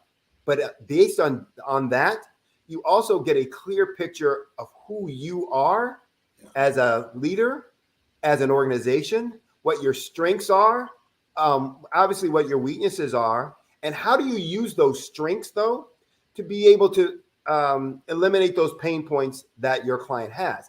You wouldn't be surprised, but many people would be surprised and amazed how few folks really do that analysis and assessment and understand what their strengths are and understand what those strengths are relative to what their client or customer or target market want. And so they will talk about, platitudes. We have the best people. We have, well-trained folks. We have X number of years of experience. We have this feature on our product or service. I mean, all these things, and a customer goes, so what? I don't care. I got this problem. How are you going to deal with that? Right. And so we're going to, in the forum, really get, to that for folks so that they understand here and that they discover what is really unique about you and your business, and how is that valuable to your messaging, so that you can attract, the folks that are going to be moved by that value. That's 100%. I'm glad you said that. I see this a lot, and I even talked about it on the program a day or so ago, is that when I see even corporate presentations, even today, they start out telling the story about themselves. They start out talking about, the title of their business, who they are, how many employees they have, some of the clients that they work with, and you're like, you got my attention, but you haven't talked about the number one thing that you got my attention about. Can you solve my problem? Right. You should be talking about this first and foremost, that you understand the problem, you understand the industry problem, and that you get to the point where if they do nothing about that problem, what are the implications about that? What is that going to look like for you? Or if you stay at the status quo, think about people listening to this. You know what? That sounds great, Sydney and Grant. That's wonderful. Let me take a look at that. Maybe I have some time. Understand the implications of not doing anything. If you're very, very happy where you're at and you feel that you're great and you are at the top of your game, maybe you can pass this by. But if you are experiencing limited growth, if you are experiencing a point where you just don't feel like you're getting any type of traction, what are the implications if you continue along that road? Right. What is that going to look like? And remember these statistics that 50% of most small businesses fail within the first 1 to 3 years. And I would guarantee you, and I'll ask Mr. Warnsby this, why is that? Why is that stat so prevalent? Why is it so high? And it's probably even higher for Black-owned businesses. And you'll get down to some very key fundamentals that he talks about. Right. So, and that's a great point. 50% fail in the first year. 95% of all businesses fail. All right. And usually within a 5-year time period. Now, the reason that they fail most often has to do with cash flow, not sales, not profit, cash flow. Can't do anything if you don't have cash. Now, that can be because of low sales. That can be because of poor expense management. That can be because of just poor accounts receivable processes. But the bottom line is you need to be looking at all of the above, depending on the kind of business you're at, to be able to make that happen. But when we start looking at, what are we going to do to drive, revenue and profit so that we are not only profitable, but we are successful and long-term. I always talk about that the objective of business is not to make money. And that just blows people's mind. Oh, that's crazy. That's stupid. This guy doesn't know what he's talking about, blah, blah, blah, blah, blah. Okay, that's fine. I've proven that, throughout all my career. That's not the objective. And if you doubt me, go to your potential target market client and tell them how much money you make and see if they're impressed. Most of them are going to say, oh, I don't care. Can you do this? So the objective of every business is to meet the needs of a customer or of a target market so that you can provide them something that eliminates one of their pain points, the problem they have that they don't want, or the benefit that they want that they don't have. That's the object. Now, money becomes the way we are measuring how well that is, how well we're doing that. I mean, that, revenue is a measure of how well we are meeting that need. Profit is a measure of how long we'll be able to meet that need. So, it's important from that perspective. It's a measure of execution and performance, but it's not the objective in and of itself. And so we're going to talk through in this workshop, what are the things that we're going to be doing so that you can really create messaging that's going to help you drive top line sales, by increasing messaging and helping people understand how you target market, understand how you are going to solve their problem, how you are going to eliminate their pain point, how you're going to eliminate the problem they have that they don't want, or how you're going to deliver the benefit that they want that they don't have. I think we got segmented, so I'll keep going on that until Grant comes back in. One of the things that it becomes important then in making that happen, and what we're going to do in this workshop, is really help folks understand how to do it themselves. And one of the things we want to make sure. So Grant, you were talking a little bit about, well, who is this for? And yes, it's for those folks who are stuck. They want to grow their business and they just can't make it happen. They've been, mired in the mud for so long, and stuck on whatever that number is for sales, and it just never seems to go anywhere. And so the number they have in their mind, the dream that they have created as a picture, they're not getting it.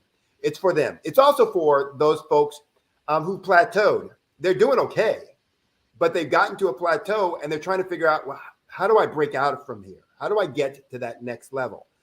It's for those folks who've tried some things, but it doesn't seem to work. Maybe the folks that they've used as coaches or whatever didn't quite get it done, et cetera. And, so they're a little bit, once bitten, twice shy kind of deal. It's for them as well. It's not for those folks who are looking for someone just to come in and give them a cookie cutter, turnkey. Oh, just do these two things and poof, you got $1 million in sales. Right. That's not what we're going to do. And if you're looking for that, and I had a prospect once talking to me recently, and that's what she said. She kept getting upset. It's like, well, I'm looking for what you're going to do. And then I'm like, here, we're going to work through this as a process. But what she kept looking for is, well, tell me the one thing I need to do that will turn my business into, it's not one thing. And I finally had to say, I'm not sure I'm going to be the right resource for you, because what you're asking for, I don't provide. Somebody might. I don't provide that. Now, if you hired me as, the CEO of your company, sure, that's what I would do, because that's my job and my role at that point. But what we're going to do here in this workshop is really teach folks hands-on. How do you understand what your strengths and weaknesses are, and put that into messaging? And so you can create this, and we're going to help and assist and give you guidance and all that. We're going to critique what you come up with, but it really is going to be a hands-on workshop that people are going to walk out of there and feel like they know and understand it. Not that somebody just did something for them that they don't really get, that they don't really understand, and now they have no commitment to it afterwards. And that is a formula for failure. If anyone's looking something for nothing, you got to find that for me, because I haven't found it. Anything of value is something that you have worked for, that you have taken the stairs for. There's no elevator to the top. What you're looking for is applied knowledge, applied information that you can then put into your tool set to create the formula of success that you're looking for. One of the things we're going to do, and you brought this up, Sydney, is so important. You have to look at yourself realistically. Let's stand back. I'm not going to tell you what you want to hear. I'm going to tell you what I see, or what you would see. We're going to do a brand audit. Let's take a look at your current state. Let's see what you've got. Let's kick these tires. Let's see where you're at and where you want to go. And it won't be me telling you what your business looks like. I'm going to show you what other businesses look like that are in your field, that are in your market, that are doing maybe 2, 3, 4, 5 times more revenue than you, and what they're doing. And I'll even do another comparison with someone who's even higher than that. It's 10x for that. And we take a look at their platform. We take a look at the fundamentals. We take a look at how they're structured. And we look at yourself and see where you're at. And then the light bulbs should start going off. Right? You should start seeing the path forward. Like, oh yeah, I see what's going on. Are you making the right investments? Right. Where are these investments going to? How are you investing back into yourself and back into your business, back into your employees, back into your contractors, everyone that you're looking at? And are you infusing that workforce with the passion and vision that it takes? And I'll go back to what I even said earlier. How are you measuring this?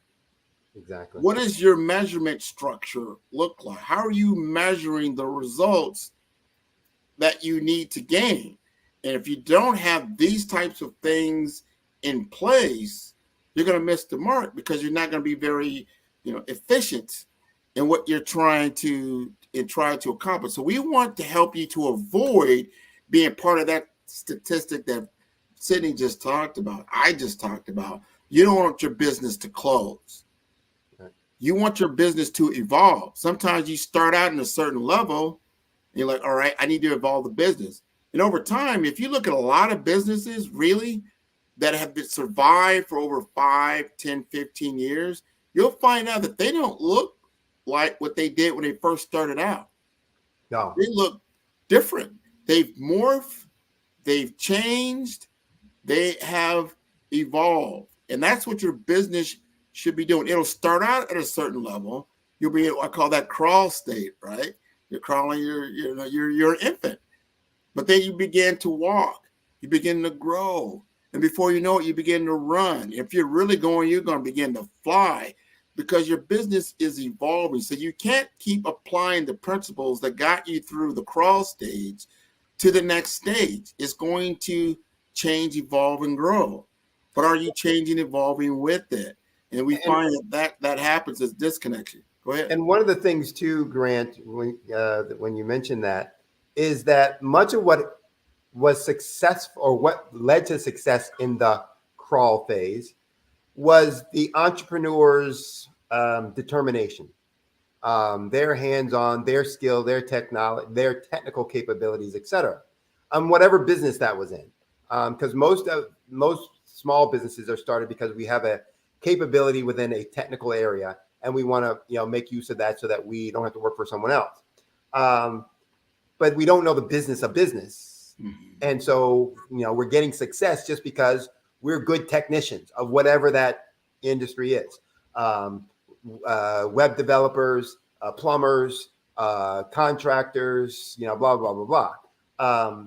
And so if you're going to be successful long term, you need to have the processes and systems that are going to help you with the business of business. And that's what we're going to be spending that time on, in the workshop under the areas of branding and market dominating position statement, and then market messaging. So it's going to be one of those things where, again, we're going to help create those tools and systems. We're going to be giving you the insight as to what needs to be done. We're not going to tell you, to your point, we're not going to tell you what that must be, what that should be, because it's your business. But we can tell you if that's what you want, then here's how you can be successful at that. Yeah. Now, if you don't do those things, then you're not going to be really successful, or it's going to have limited success. There's going to be problems down the road, some way, shape, form, or fashion. And that's where we are going to be. That we're going to say, look, we're going to help you identify what you want that branding message to be based on that gap analysis. We're going to point some things out to you that just says, hey, I don't see this anywhere, in your, market messaging, on your website, in your flyers or ads, in the conversation when you just did your elevator pitch to me before. And I don't see that anywhere. Yeah. But here's what I'm hearing, when we're working with you, when we're talking about it.